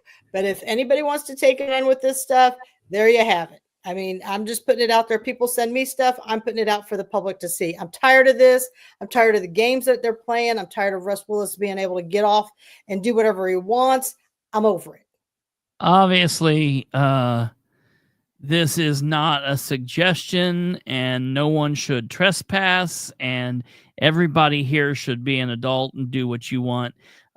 Something that my dad told me long ago is you can do whatever you want in life as long as you're willing to pay the consequences. This is not a suggestion of myself or Katherine or the podcast or YouTube or Rumble or anybody else. Do anything that you want on your own accord and understand that this is just information that we're putting out. But that is really interesting, and I would definitely like to look through all that shit. Yeah. So, I mean, there's, people send us stuff all the time that helps us. I put this out there that maybe people have other knowledge. I'm not asking anybody to go to these things, but if you have information, we would love to have that. And I don't know if Bree has that picture of that auditorium, because what happened to me Bree said Scatterfield location is on a bunch of abandoned explorer sites, but apparently the owner says it's not abandoned. It's abandoned if you go over there. And and that's the whole thing is I got sent these videos and they're like, do you know where this is located? Well, then I sent it out to a bunch of people who have grown up in Madison County and they knew exactly where this was at. So, that's just all there. If people have stuff they want, please feel free to send the information to Kristopher Bilbrey, not to Katherine Callahan. Yeah, you can send it to me. Because I've got so much going on right now I really have a job that takes a lot of things for me to keep moving. So I'm happy to share with Chris. He will let me know if it's important and we will come together. If you don't want to tell Chris, go to Madison County Government Accountability and send away to Madison County Government Accountability. Send it to Bree, send it to Jamie, send it to Cindy, whoever you feel comfortable with. They generally know me. If I'm saying their name out loud, they know me. They'll send it to me. I guarantee you. Yeah. And seriously, Kate has just put the email up there. There's the email. You can send it here to the program. Katherine's got a real job. Amazingly, this is not it. She spends about as much time, maybe more on this than she does a real job, but she does have a real life, real person job. What? My staff says that. They're like, put that phone down right now. It's kind of like, it's almost like, if only while having to do this, you needed to drive through a small town and then you crashed your car and it needed to go to the really cute, handsome mechanic and you fell in love. It would almost be like a Hallmark movie, like a doctor person who's fighting political corruption, kind of like a political private investigator. And, you fall in love in small, big town USA because you're like out looking for Steve Sumner. This has got all, if Hallmark wants to hit me up, I've got it right here, right now. But yeah, she's got a real job. Funny enough, this is my job. So send it to me. We'll look at it. We'll do what it is. What we got to do. Let me put this up and see if these are any better. I don't know if these are any better. Let me see if it's not much. Maybe this stuff is interesting. This really interesting. Yeah. I don't ask me. I'm not a maps person. I'm a bodies person. So I would have been more helpful if that was the human body, but now it's all out there. And anybody who's watching this show, who's like, we've got to shut Katherine up. I just want all of you to know that as soon as I get information, I'm immediately sending it out. So it's already gone. I mean, within seconds of me getting it, that's how I do my safety. 10 other people already have it by that time. So just so you know, if you shut me up, then somebody else is going to take my center stage. Yeah, don't kill Katherine. So it would not be good. Don't kill Katherine. Yeah, so it would look really bad. So anyways, I just kind of wanted to let everybody know. Wait, hold on. We got something here. Oh, see, somebody sent you something. Someone's down there right now as we speak. We're coming to you live from the underside of Madison County.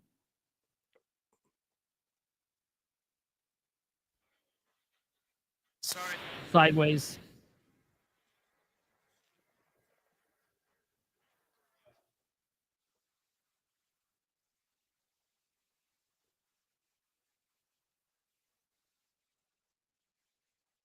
It looks like it's an undercover video. Yeah. I don't have this video.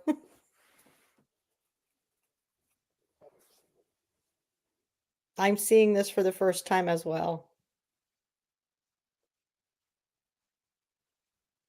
I got a message that said, That's that auditorium. That's over at it's across from Lowe's on Scatterville, people. That's awesome. Now here's another video.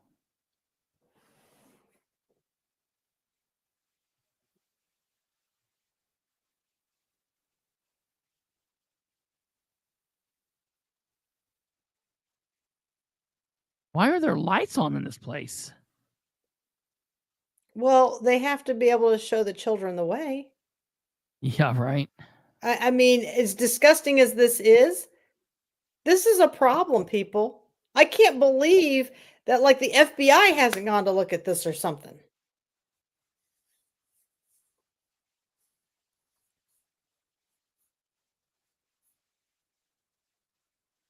I don't know. I just know that we got big problems because this is creepy. And I don't understand why Steve Sumner's is missing.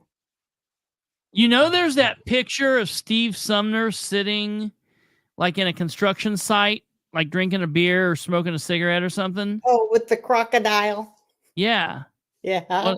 What's That's that? on Madison County Government Accountability page. Like that, it makes me think of this. Right? Yeah. I don't know where that picture was taken. We should ask Jamie. I have to find it.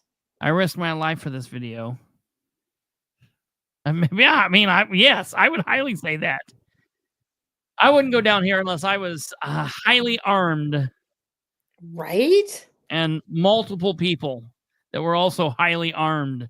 I wouldn't go down here with just some dude. Maybe 2 or 3 of these people. Oh, no lights in there. Oh, there you go. Whose cars are these? What is all this?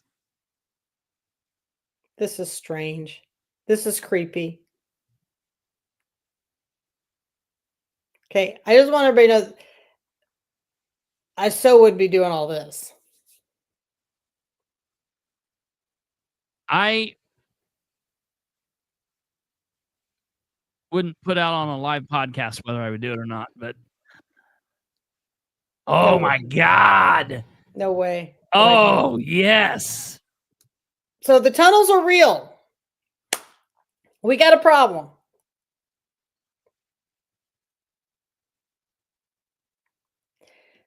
We need Steve Sumner. Does this sound, wait. Is there a radio?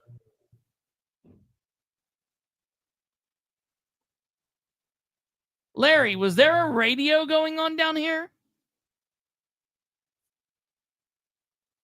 Right there. It's the old Delco tunnels. There's older cars in that video. What was it? It's the old Delco tunnels. Okay. That makes sense.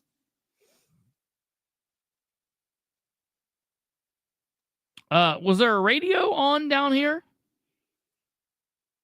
Listen.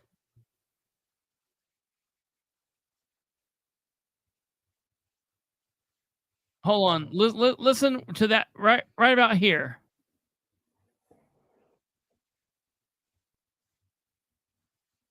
Listen.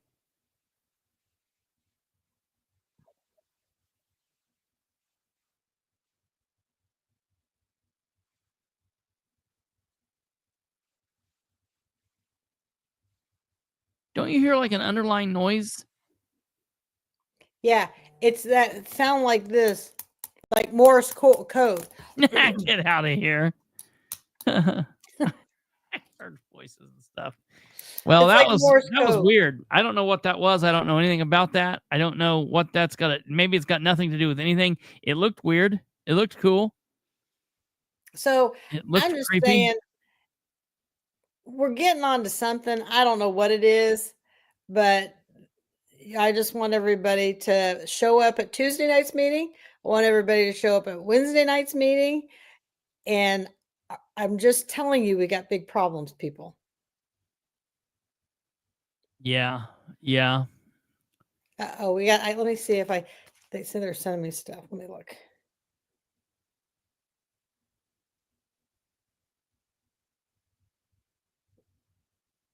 Who owns that building? Who owns the property? I don't know. You guys don't have Beacon, do you?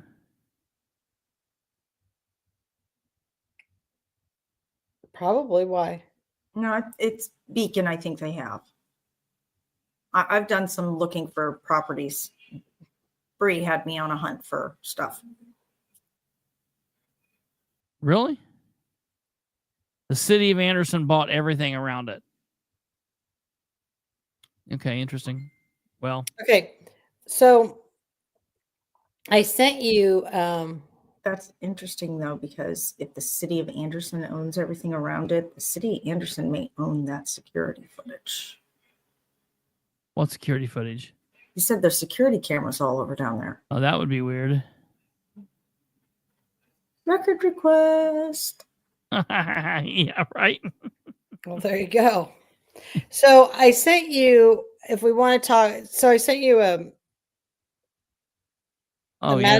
Madison County Government Accountability for Steve Sumner. If we pull that up. Yeah, I can do that. I just want everybody to know that by the time that I commented on this post, I had not posted on there for days, but I was so sick and tired of hearing Todd Culp beat up on Jamie Lynn. I couldn't take it anymore. And I did, in fact, have an out-of-body experience when I commented. It's loading. That's neither here nor there. I just want everybody to go look for Steve Sumner's. If you're traveling, I want you to meet people and ask them to share. So this is the post that Todd Culp decided to go crazy on. Actually, I do appreciate it because it bumped the post even more. Oh, dude. Yeah, this got nuts. It's got 593 shares. I don't know how many comments it's got on it.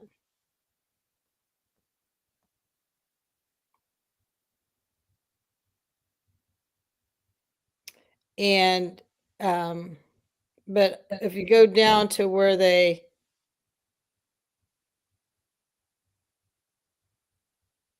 Brianna Davis, who is part of all this madness, and she's a badass too, by the way, so I want us to throw that out there.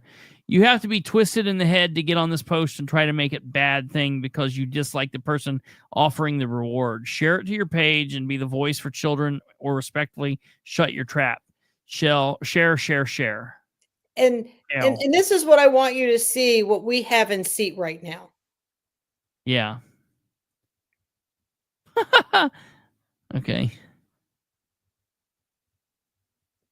But go back up just a little bit. What did Tim say? Mr. Culp's abhorrent behavior aside, this nice gesture by Katherine is almost 300 shares at a minimum. This keeps fugitive Steve Sumner case in the public eye. What are the replies to him? No, you're lying. She's an asshole. Well, I'll own that. Did we pass by his comment? No, it's down. No, because he was one of the early onsetters. So probably if you went from oldest to newest on the comments, you'd get him. Because yeah, right here, I think. Yeah, because Jamie said, Todd and Bethany, would you like to share this beautiful Christmas present for my kids that was just donated? And this is where it is. Where it is. Jamie is the victim of this horrible piece of shit human. All right. She and her children have been victimized and will be victims until the day they no longer breathe. Okay. You understand that? Now they will heal. They will get over it. They're survivors. You know, they're victims turned to victors. I don't like the word victim. I understand like it's bad to say that, but that is the truth. I just want you to understand these people, she and her children are strong and they're overcoming this, but this still needs to be dealt with. But I want you to think about what this asshole, your elected official in Madison County, however nice his wife thinks he is, however wonderful it is that he's not drinking anymore, he can take all that and shove it up his ass. Look at what he just wrote. He says, Jamie says, Todd Culp, I'm thinking as an elected official, Bethany Keller as an elected official, would you like to share this beautiful Christmas present for my kids that was just donated? And Todd Culp could have not answered. He could have just not said anything. He could have stuck his head straight up his ass like everyone else and just not said anything. Or he could have said, yes, I will. Or he could have said, I'm praying for you. Or I hope this helps. Or nothing. Or just nothing. He could have just done nothing. Instead, he says, have you ever considered therapy? Now, he's going to be like, well, that I was being nice. Like, that's not the appropriate time and or place to say that. Because I tell you, as I read that, have you ever considered therapy? It makes it look like he's calling her out. She's a crazy bitch. She's stupid. This is nonsense. Like, why are you tagging me in this? Have you ever considered therapy? That's how I read that comment. Jamie says, I wouldn't expect anything less from you. You can join along with the other idiots who would rather shame me than care enough to help. I feel sorry for you. He says, I'm not shaming you. I was just asking because I thought it might be beneficial for you. I think you are projecting onto other people things that they don't have anything to do with. She's not projecting anything. She's asking him as an elected official, as someone that she knows in the community, would you like to share this? And it must have just gone right over his head. Yeah. Just wait till he starts doing the books, people. Yeah, right. The last 2 years when we've had those budget meetings, it's been nothing but a crazy show. So what happens when you hit see more on that? What else did he say to her? He says therapy can be very beneficial in changing the course of people's lives after traumatic events like you have experienced. And she says, I know what I need and what my kids need, and that's something personal. Please don't act like you care. Have you shared this yet? And then, Yeah, right. I mean, it's like very, very strange. So now he can't be like, well, I didn't see it. It was just mixed. Right. Now it's like, wait a minute, you posted this crazy shit and you're still not sharing it. Now that is screwed up, that he would go through the trouble of posting this, but then not actually. I mean, that's so wild. And listen, it keeps going. People are letting her know, like, hey, that's screwed up. Todd's an idiot. That's gross. And he says, please don't listen to people in this echo chamber. They do not care about your well-being. They like you because you create chaos. What? She doesn't create chaos because she wants the offender to the crimes against her and her children arrested. So he doesn't molest other children. Yeah, right? She creates chaos. This is where I was like, whoa, this dude must be drinking. This guy must have fallen off the wagon Thursday, the 19th of December. You know, it's the holidays. Everything's stressful. The government in Madison County basically shuts down after Turkey Day. So it's like too much eggnog. Yeah, right. I was like, dude, that's nuts. You know, this guy is literally, he has fallen so far down. This is absolutely gross. Then Nicole gets in the action here, talking about him being a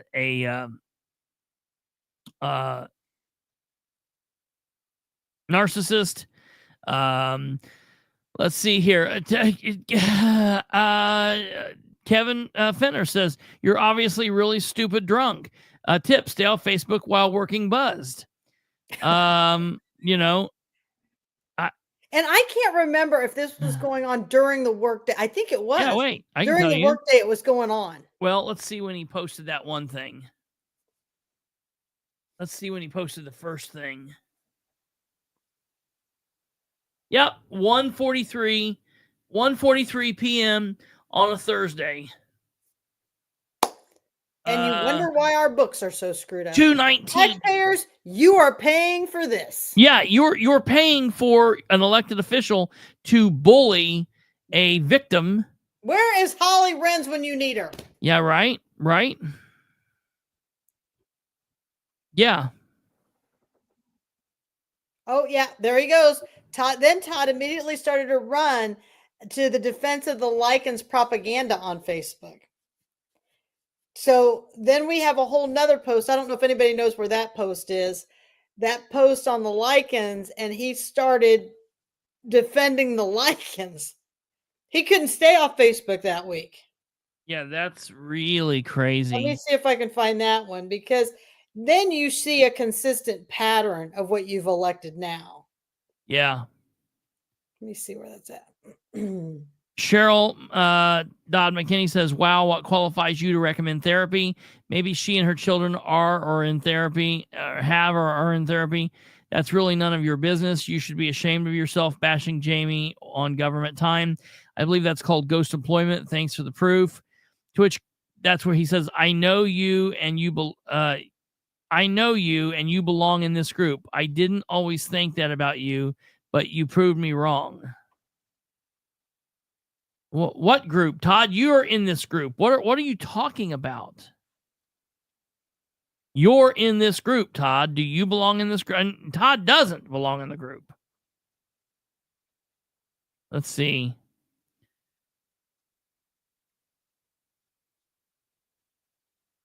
Where was the one comment I'm looking for?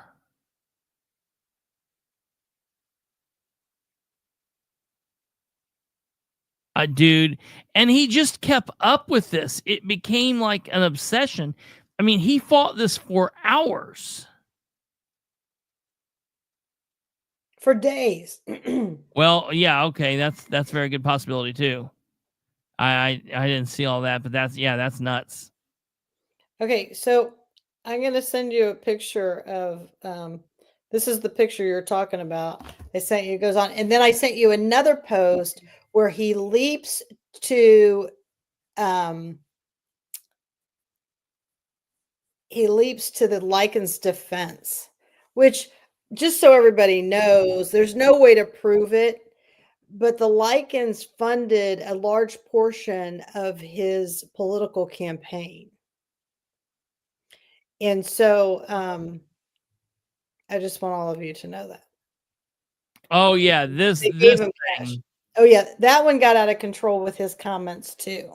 Yeah. I've just never seen a political figure. I mean, I will say for the most part, like I give Gardner and Emery and Gale, you know, they usually keep their mouths pretty shut. Emery every once in a while will bump his gums, but Todd is off the chain.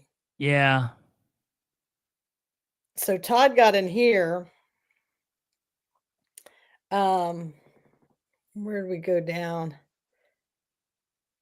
And Todd just went crazy. Did he make his own comment?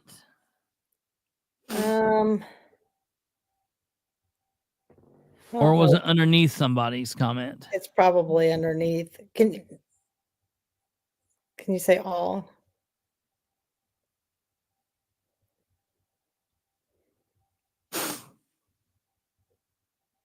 I think it's under that. Did I see Bethany?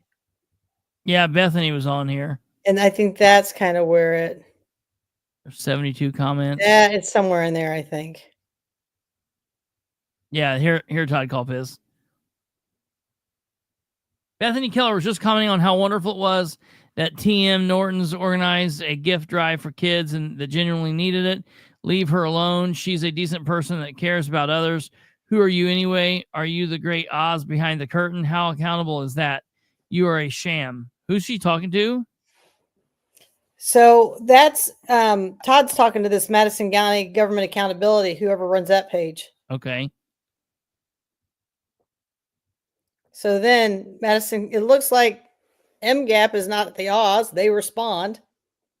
Yeah. We responded to a specific point that was brought up. You also have not provided evidence that the Likens family or TM Norton's contributed financially. Still waiting on those baseless claims. Surely you're not throwing around baseless accusations.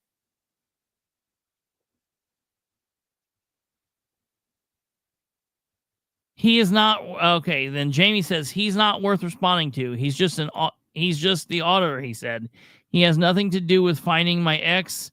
He couldn't pick me out of a lineup. I'm not wasting my time on him. Thank you for understanding. That's true, but I do hope the appropriate authorities find him and that he sees his day in court. I meant what I said. Please introduce yourself if you see me. I think that's funny that he claims that he does not know Jamie, because Jamie, you know, keep in mind, Jamie was related or was married to for 20 years and was involved with all of this and the Republican Party and up in and around all of this. And Todd's like, maybe he was drunk during those years. That might have been a low blow, but no. Yeah, maybe that's the case. And it's weird. Bethany Keller kind of goes off the rails on this a little bit, but it's because she's being nicey nice. Everybody doesn't have to agree. I get it, but I don't know, whatever. I think she was, maybe everybody was just a little bit tired of the whole holiday thing and the hustle and bustle. Right. I don't know what was going on there. But the problem is when people look at the stuff that the Likens have done for years and years and years and years, it just, people get so burnt out on them. And it's like, by the time, look, I always say there are times that people I don't like and I think are corrupt do good work or probably do something right. Yeah. Okay. They do that, but it's overshadowed by all of the other shit they've done. So they get a round of applause because they bought some gifts for some needy people. That's wonderful. That does not stop or negate all of the other shit that you've done. Well, my big thing is that why not raise some money to find Sumner? Why not protect these children? You guys, I get it. I'm glad those kids had it. But if you look at it in the end, even the people they donated to said they had an overwhelming turnout and they had more stuff than what they knew what to do with. So why not spread some of that around? Katherine, they've already invested a whole bunch of money into Sumner. You can't expect them to give more. Yeah, right. They invested that $10,000, remember? Yeah. I mean, and that's how crazy. I mean, like, people don't understand. You know, the Likens bought Sumner's property in cash. That's George Likens. That's the brother-in-law to Darlene. You know, this is Wes Likens' uncle. I mean, Steve Sumner used to go by Craig in high school. He's best friends with Wes Likens. I mean, he's a Frankton boy. I mean, this has got problems all over. I mean, you know, do you have the picture of, let me send you that picture. It's one of my pride pictures. Hold on a second.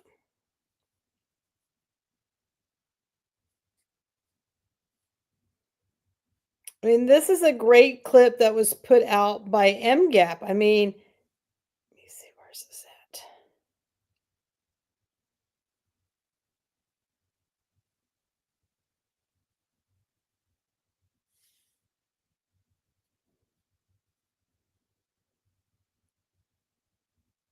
And I want to say something. I want to say this right real quick here. I want to offer this up.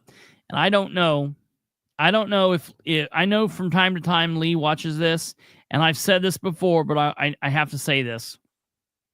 Back in 2020,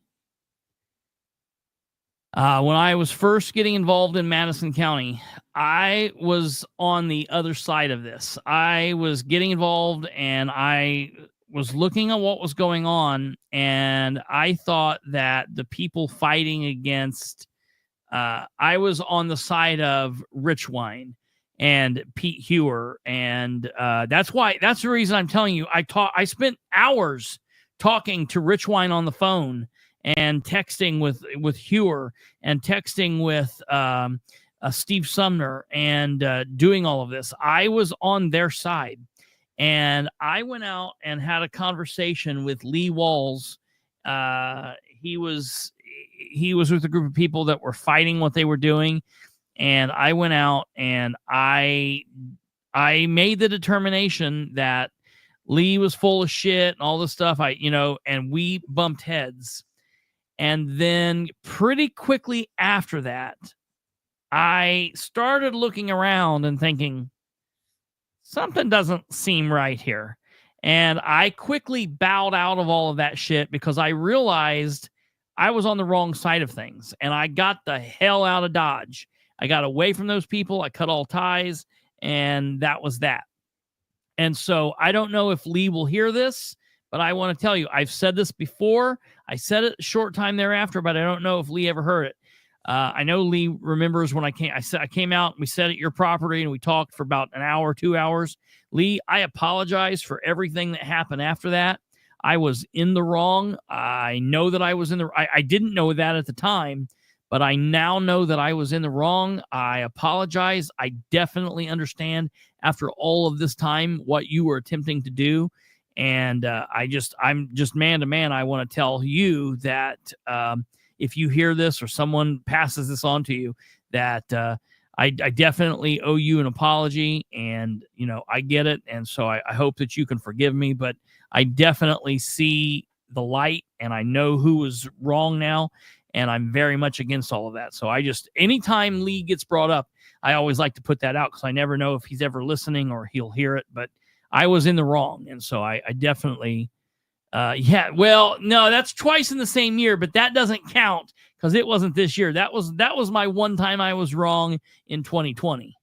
All right, go on. What were you getting ready to say? No, I'm just trying to find that picture. I can't find it with the bank records and everything.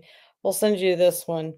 But if you look at the U.S. Marshal Post, it says that. Oh, here, that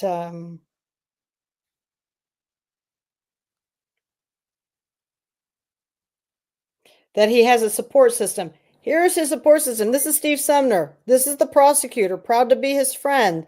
This is in the Likens home. This is Russ Willis. This is his support. This is how deep this stuff goes, right?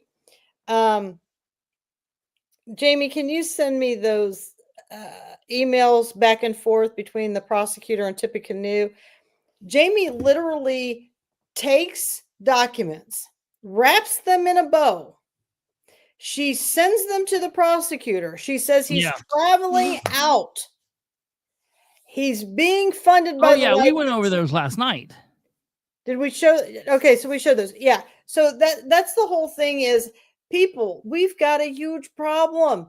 Nobody's paying attention or listening. And when we bring it to the prosecutor's office, nobody wants to do anything. They only want to come after the citizens who are exposing the truth.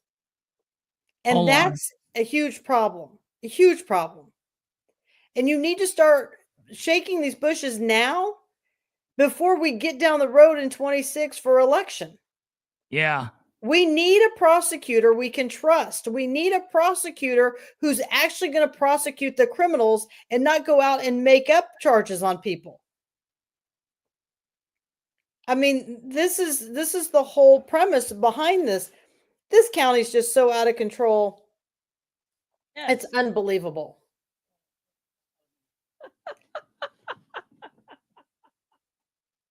Thank you. I don't know what in the world. Now, that was weird. This is not on our agenda, so everybody knows that, we're trying to find Steve. This is not on our agenda, but I want to share this tonight before we get off the air. This thing has gotten over 100 shares.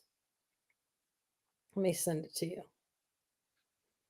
This thing's gotten over 100 shares, so I'm kind of moving all around. But if, or maybe I should send it to Kate. And Kate can drive. So I want to share. I'm here. I'm still here. Okay. I want to share this ordinance with everybody that was posted by Madison County Government Accountability. So on Tuesday, when the commissioners met for the first time and they announced their president and, it's going to be Rich Wine. Like, who else would it be? They came out with this ordinance. It's absolutely a ridiculous ordinance. And I'm thinking to myself, this is not good use of taxpayers' money. So when these commissioners keep coming and asking for money, we need to tell them no, because they don't spend it right. So it says county noise ordinance, another Rich Wine failure. Now, let's all be reminded that in Madison County, we've got a junkyard that is ruined with oils and all kinds of chemicals, causing cancer to people over in that area, and nobody wants to do anything. That good citizens are fighting this fight themselves because of the incompetence. Now, somebody said this ordinance has been around from the 80s and is just now getting implemented. I'm thinking, if this is really from the 80s and that can be proven, all three of these commissioners need to resign, because it means you can't think for yourself, and we're in the 21st century, you morons. Things have changed since 1980. So here's the proposed ordinance. What you can and can't do. Talk about vague and ambiguous, maybe even unconstitutional. You're no longer permitted to be offensive.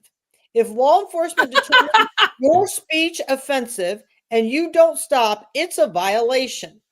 There is no DB limit.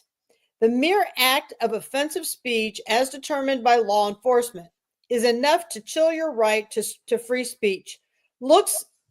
Taxpayers will once again foot the bill for another John Richwine lawsuit settlement.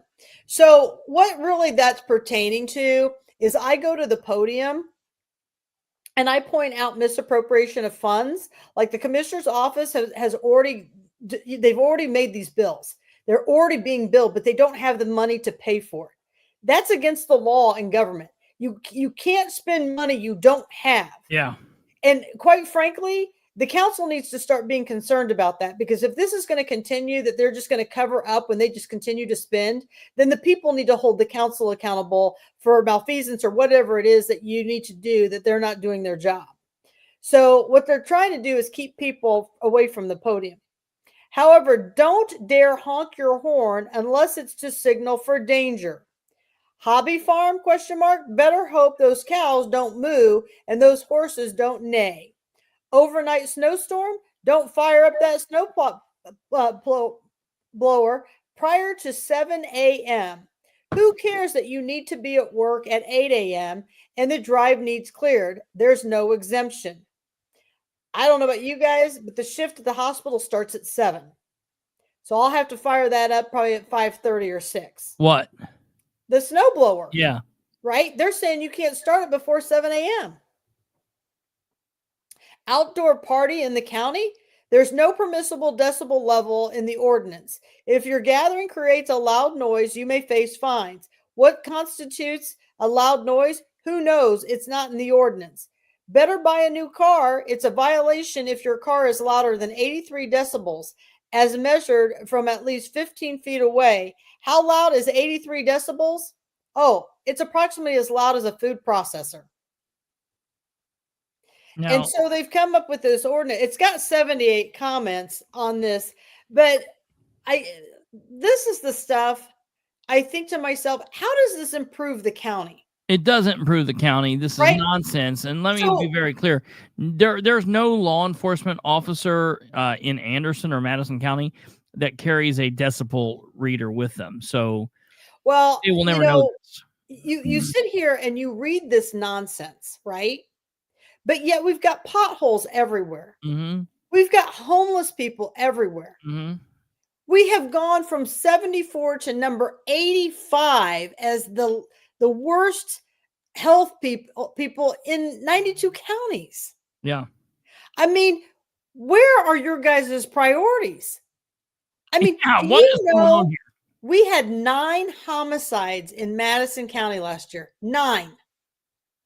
8 of those took place in the city of Anderson.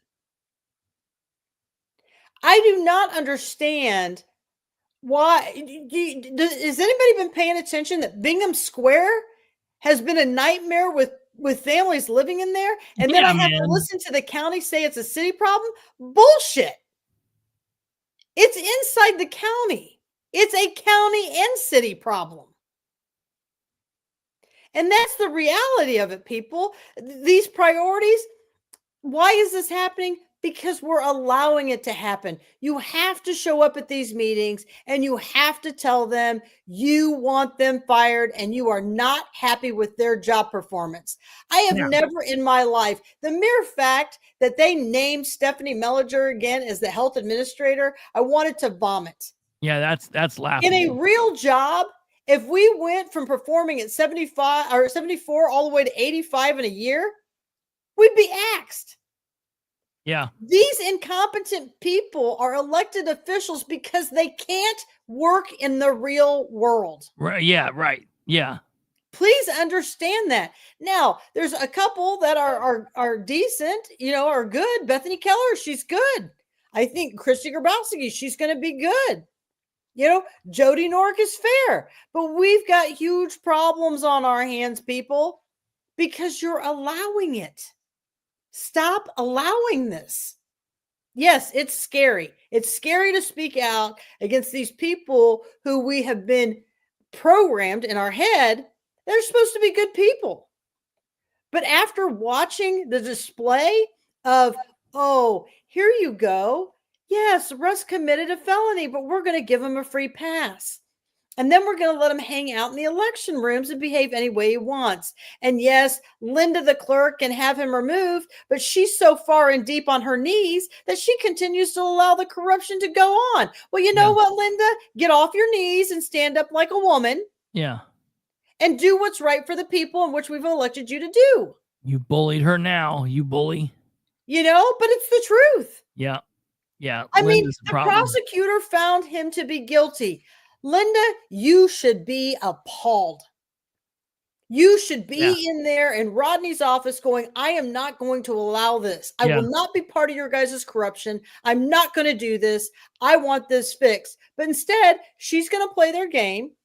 Yep. And I'm telling you right now, in 26, they are not going to win. The swamp is done.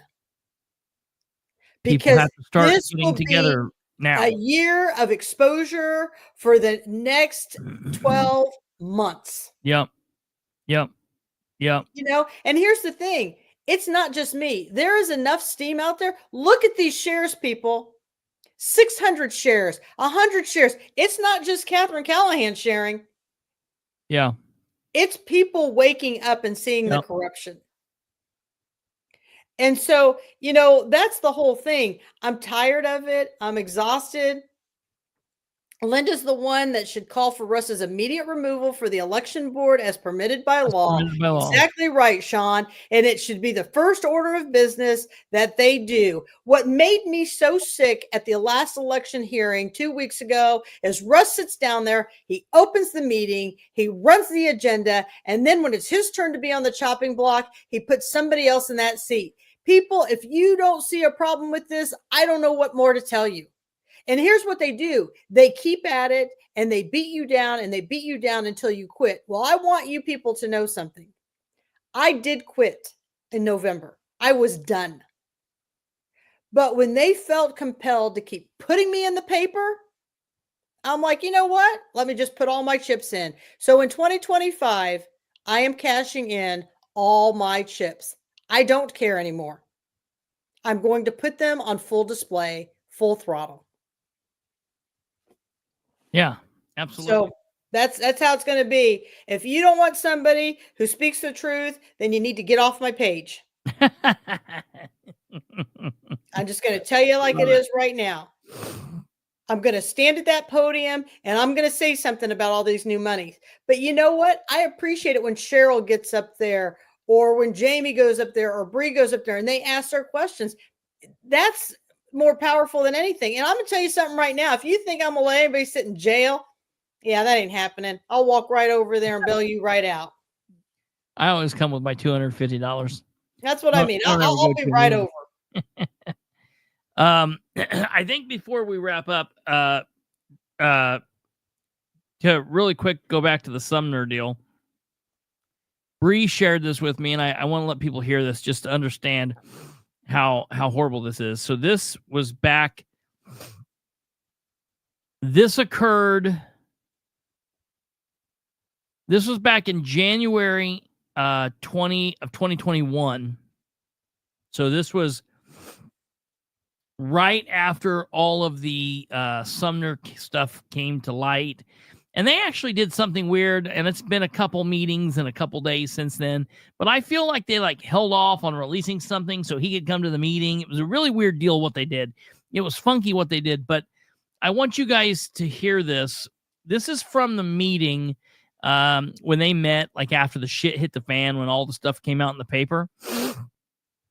I want you guys to hear this, what goes on here. So let me blow this up here and get it up to where we're at here. That's what she said. Here we go.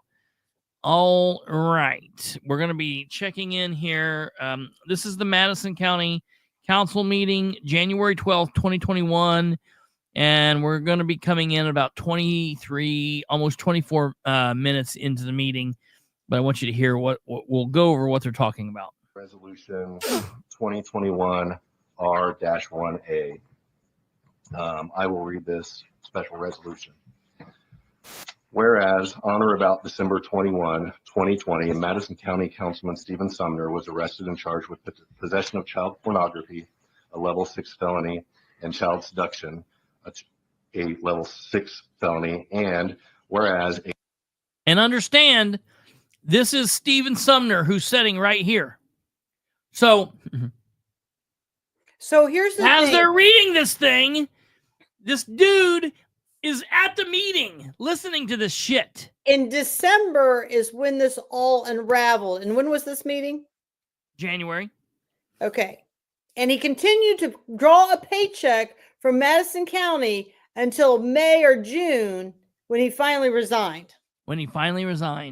There was no one from the Republican Party that had the balls to stand up and be like, yeah, we're not okay with this. You need to resign. We're pushing you out. Where was the big and powerful Russ Willis? It's because they didn't care, because they supported him, because they cared, because they wanted to help him.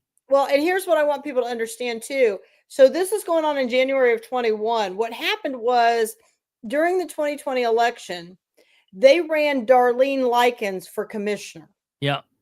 They were going to have her win the seat, which she did. They were going to move Steve Sumner into her position as commissioner. And then what they were going to do is is caucus in Diana Likens into his seat so they could control all that. So if you want to know how close he was to the Likens, now you know how close he was to the Likens. Yeah. Yeah. I mean, and he was that heartbeat away from being in the commissioner's seat when all this shit happened. Yes. You know, if all this shit just wouldn't have hit the fan for a little bit longer. So, but let's listen to this. And remember, when Ben Gale, who's right here, the president, is reading this, that the man they're talking about is right here. And he had all this shit had already came out in the paper. Matter of fact, you know who this fat ass is right here? No. This fat ass right here is Kristopher Bilbrey. I'm sitting right here, writing all this down, listening to this. This is me right here. Let's listen. Whereas children are society's most vulnerable and innocent victims of crime, the allegations of physical and sexual abuse by Councilman Sumner are abhorrent and shocking to the conscience. And whereas allegations of this nature cause irreparable damage to our community and its faith in their elected officials. And whereas while Councilman Sumner is deserving of due process, the allegations diminish his ability to represent the 2nd District of Madison County and render the council ineffective and unable to carry out its duties of representing the citizens of Madison County. And whereas the thoughts and prayers of the council are with the victims and all those adversely affected and suffering as a result of these allegations.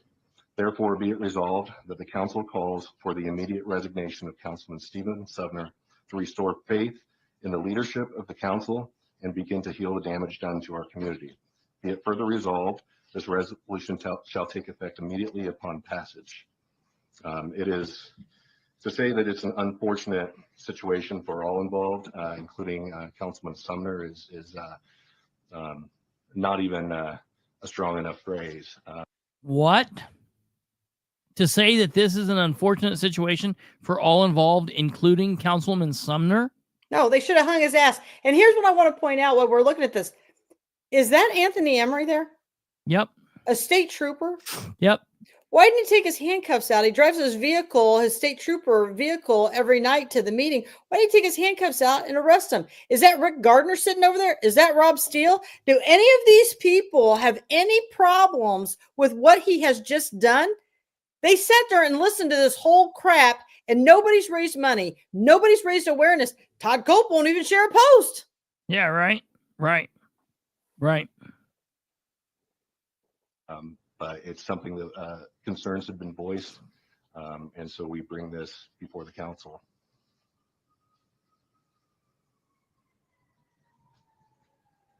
Is there a motion? Second. That we need a motion first. Okay, Councilman Bond makes a motion.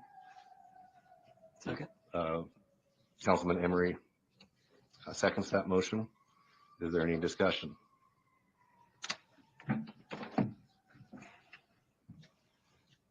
Hearing none, I would ask for a roll call vote.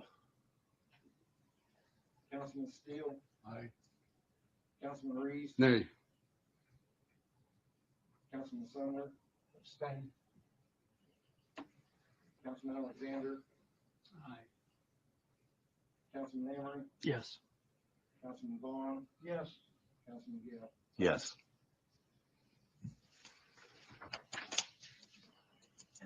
We will move on now to last item for discussion on the agenda. So they just took a vote. Why didn't they say, okay, we agree that he should be removed? Why wasn't he gone? Because he don't get to do that. It was just a resolution. It wasn't an ordinance, and there's nothing they can do. It has no teeth. He decided he didn't want to. He did not want to. He chose. He does that, and they did that, and then he has the option to resign or not, and he chose not to resign at that point. So it was. And no man. These are all men. There is no female up there right now. Yeah. Not one man stood up and protected a child and said, "Get out." Yeah. Doesn't matter if he would have had to get out or not, but nobody had the balls enough to stand up there and say, "Get out." Yeah. Yeah. Fred Reese I voted get no. walked out at the podium. Yeah. Yeah. Yeah. Yeah. Yeah. Yeah, and Yeah. I don't know what Fred Reese was. Maybe he didn't have enough information to make a decision. I don't have I any idea. forget what he said because I think that got brought up. Listen, again, because Reese says, why was he given an option? I want to be clear, because the only way that an elected official can be removed from office is, let's say it out loud, class, if they die in office, if they resign of their own will because they're getting another job or doing something else or whatever, if they move out, if they no longer reside, if they no longer live in the district that they serve, or if they I are know this one. Oh, yeah. If they are convicted of a felony. Yeah. There So actually has to be the conviction on the books. Yeah. Yeah. Not just the accusation of one. And not see, just I think the morons of Madison County, the elected officials, truly believe that Russ Willis is going to get reelected into that caucus seat.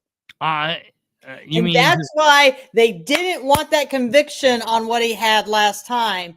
Now they're going to drag this one out to see if they can get him through till March. Yeah. Yeah. Yeah. Jamie said they're not real men. That's right. Yeah. That's right. This, as a matter of fact, was really the first kind of thing, because I took that year off of being involved with Madison County. And when I heard this, I was like, you gotta be. So I showed up to the meeting. I've seen this before. I forgot that I was there, but yeah, I was there when this happened. That was crazy.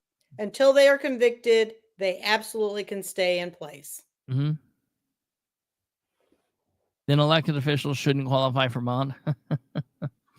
Wasn't there a case it was in Ohio, wasn't it?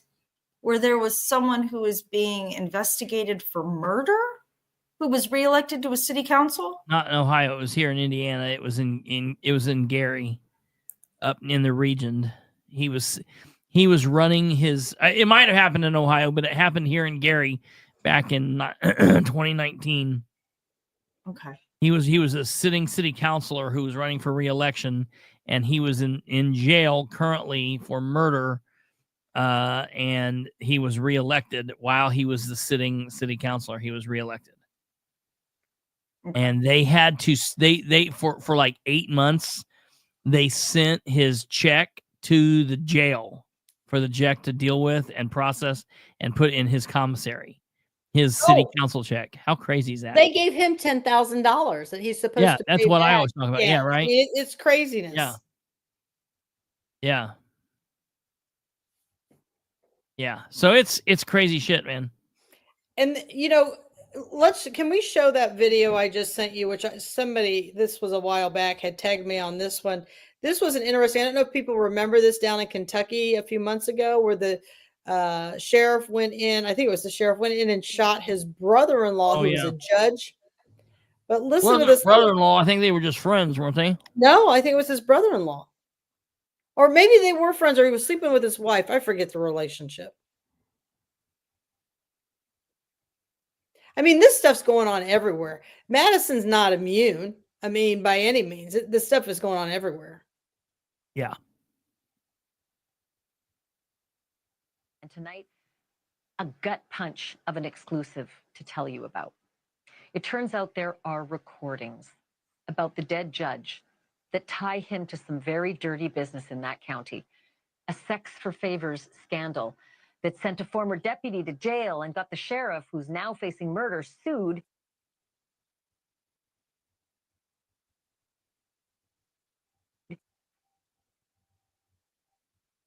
What is going on? I don't want to heart it. I wanted to play it. And tonight, a gut punch of an exclusive to tell you about. It turns out there are recordings about the dead judge that tie him to some very dirty business in that county. A sex for favors scandal that sent a former deputy to jail and got the sheriff, who's now facing murder, sued. And I guess that's it. That's the it. I mean, there's probably more, but this is just craziness, people. I just want you to know it's going on everywhere. I just appreciate people actually listening to us. I appreciate you giving us a platform to be able to share this information. I mean, I know we've kind of hijacked the show for the last 2 days, and then we're going to turn around and come back and want to hijack you on Tuesday and Wednesday of next week because we've got 2 meetings back to back going on. So we're just grateful that we're allowed to share a platform with you at this point. Oh yeah, it's a big deal, this stuff goes on everywhere. It's obviously we follow what's going on here in Delaware County and elsewhere at state level. I was just talking to Brando tonight. Brandon's getting ready. I think he's getting warmed up. I think he's going to be back on to talk about some state action here real soon. But I mean, this is the key. Stop voting for this stuff, people. Yeah. Stop voting for the people you wouldn't allow near your children or trust with your personal bank account. And that's the thing. I'm gonna call a prediction for 2027. Okay. By 2027, this county will be near bankrupt. I'm just telling you right now. If it keeps going the way that it is, I definitely agree with this that. jail nightmare, this is just going to get crazy. And so I just want everybody to be prepared. Elections have consequences. Yes. And I have a feeling you're going to feel the pain of those consequences. We still don't hold the majority. Christy's going to do a great job, I think. Bethany's going to do a great job. Jody's going to do an okay job. That only gives us 3. Yeah. You got no one on the commissioners board that's going to do anything for the people. You got an elected clerk who is as incompetent as they come. You got a prosecutor who is only willing to look at innocent people and go after them. This is what corruption looks like. It's a sad state of affairs in Madison County. Yeah. But until you start electing people who want truth and transparency, until you start showing up at meetings and holding people accountable, nothing is ever going to change. And yes, it can change, but you have to show up. Yeah. Your obligation is more than just going to the poll and voting. Yes. This is a full-time job every day of the year. And when we see all this money get passed on Tuesday night, if you're spending in January $750,000, just think if that goes on every month for 12 months, how much money we're talking about. So now you're at 1.5 times 6. You're looking at a good $8 million in 1 year. Yeah. We can't live like this. Yeah. So we'll just have to sit, wait, watch, and see what's happening. Well, I think I really believe that the longer this goes, the more citizens are going to be involved, and the more citizens will pay attention. I think that that's only going to better. Okay, it's $9 million. I was off by. It is late. I was doing math in my head. There's nothing wrong with that. But I definitely think that it's going to take the people coming together, and I have some hope with Madison County. I think that it's doable in Madison County, but we're going to need to see more than what we currently have going on. But it's not going to take, and when she said it's a full-time job, it is, but we all have a duty here, but it doesn't have to be so overbearing and stressing on any one person. If we all chip in, we can all help each other out and take some bits and pieces away and make it easier for people. And I think that's what we need to do. Having the ability to kind of work through this as a team and say, okay, like I'll go to this meeting, I'll keep you informed with what's going on here. You keep me informed with what's going on here, and we can help people. That's what I try to always tell people. And you have to lean on the people that will do the things. You know, I do as much as I can. We put out as much as we can. We go to as many places as we can. You know, I have the hope that one of these days local will get boring because we will have fixed it and I can start covering more national stuff. But I have such a hard time leaning away from what's going on here locally when shit's hitting the fan to talking about national stuff. You could tune into 1,000 different places. And, you know, I want people to understand this is what I do for a full-time job. This is what we do. This is what we do here. It would be, you have to clean up your own backyard first. Yeah, but it would be better for me to say, to hell with all of you. I'm going on to talk about national. The show would grow. We would get more listeners, and it would be a bigger thing if we talked about national on a daily thing. That would be bigger because it's harder for people to tune in. You know, very few people are going to tune in from North Carolina and listen to what's going on in Muncie. But I have a hard time turning away from the local around here to talk about that stuff when all this shit's going on. So we need to get this stuff cleaned up.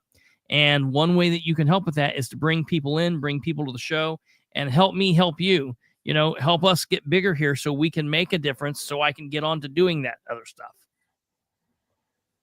The license funneled tens of thousands of dollars to Steve when he bonded out. If you want to know how Steve finances run from justice. Absolutely. Now, that's the reason he's being able to not pop up too. Exactly. And here's what I want people to know this week in Madison County, Tuesday night, council meeting at 6:00, Madison County Chambers, right? At the building, county building. Wednesday night, Wednesday at 1 is the election board hearing. Mm-hmm. For all you people who are watching and you're with the city of Anderson, Thursday night at 6:30 at Pendleton Fall Creek, you will have the chance to talk with all 4 of your council members for the city of Anderson. That's Jennifer Culp, Tiffany Harless, Rachel Landers, and Mark. Oh, I can't think of his name right now. Mark. And you'll be able to approach them and talk to them, whether you want to talk to them about the districting issues. They're going to be at the Tea Party. They have some comments they want to make. So I encourage you, if you haven't been to a Tea Party, it's completely free. It's a wonderful time to go. Dr. Ackerman does an amazing job running that. And when I say he's a retired professor, so he has earned that title. So Mark Turner. Mm-hmm. So I encourage you to go to the Tea Party meeting. I would go, but I think they might have a meltdown, not the Tea Party, but the 4 council members. So I encourage you to go, and somebody hopefully put that up on Facebook Live. That would be a wonderful thing for people to see how that goes. So it's a busy week in Madison County. I'll be at 2 of the 3 meetings, and maybe somebody will take the 3rd one. Bree may take that, but Bree covers a lot of the lapel issues, and that may also be when lapel is meeting, and they've got some big issues over in lapel going on. Mm-hmm.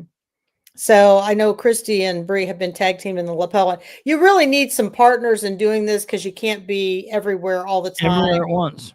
Yeah, it's just that way. So I appreciate everybody tuning in. And again, I can't stress it enough. If to stay in the know, go to Madison County Government Accountability Facebook page. There's always interaction. That is not a controlled where you can't speak your piece. Listen, you can say what you need to say, right? But don't be all bent out of shape if somebody sets the record straight. I'm just saying. Yeah. But it's not a forum that you're going to be deleted or removed, or you can't say what you think. No, you can say it. Just make sure you can back it up. So it's kind of like this show. We welcome the thoughts, but we may have some uncomfortable conversations with it. Yep. Always. So, but I'm so glad I don't have to work in the morning. Yeah. Isn't that right? It's always better on the weekend. Yeah. Well, very good, ladies and gentlemen. Thank you for tuning in for the last 2 nights. Of course, we will be back here. I will have some Muncie stuff tomorrow. I know there's a person out there that's going to kill me. Tomorrow, it'll just be Kate and I, and we will be I will be going over the Board of Works for Muncie. I'll be going over the Muncie sanitary meeting. And then I've got some things that I need to be talking about Delaware County that we'll be going over. Monday, we'll obviously be back the rest of the week. Then these are normally our nights off, Friday, Saturday, but we're working straight on through. So we'll be back Sunday, Monday, then Tuesday night will be the Madison County meeting and the breakdown afterwards. And then Wednesday we'll have that election board meeting here at 1 p.m. So tune in back here tomorrow night at 9 p.m. As always, thank you all for everything. Take care of yourselves. Have a wonderful rest of your Saturday night. Have a good Sunday. And we'll see you tomorrow. And I think that's it. Thank you, Katherine, for everything. And yes, you can go and ask her that. Always ask your elected officials. Tell them that there's people, actually elected officials currently right now in the state of Indiana being sued in federal court right over that. And tell her that is Bilbrey versus Sproles. Let her know. She can look that up. It's not a good thing. So, all right. Thank you guys for everything. And we'll see you tomorrow at the same bat time. Don't forget to give us the thumb on your way out the door if you haven't already. All right. Take care. God bless. Good night. Goodbye.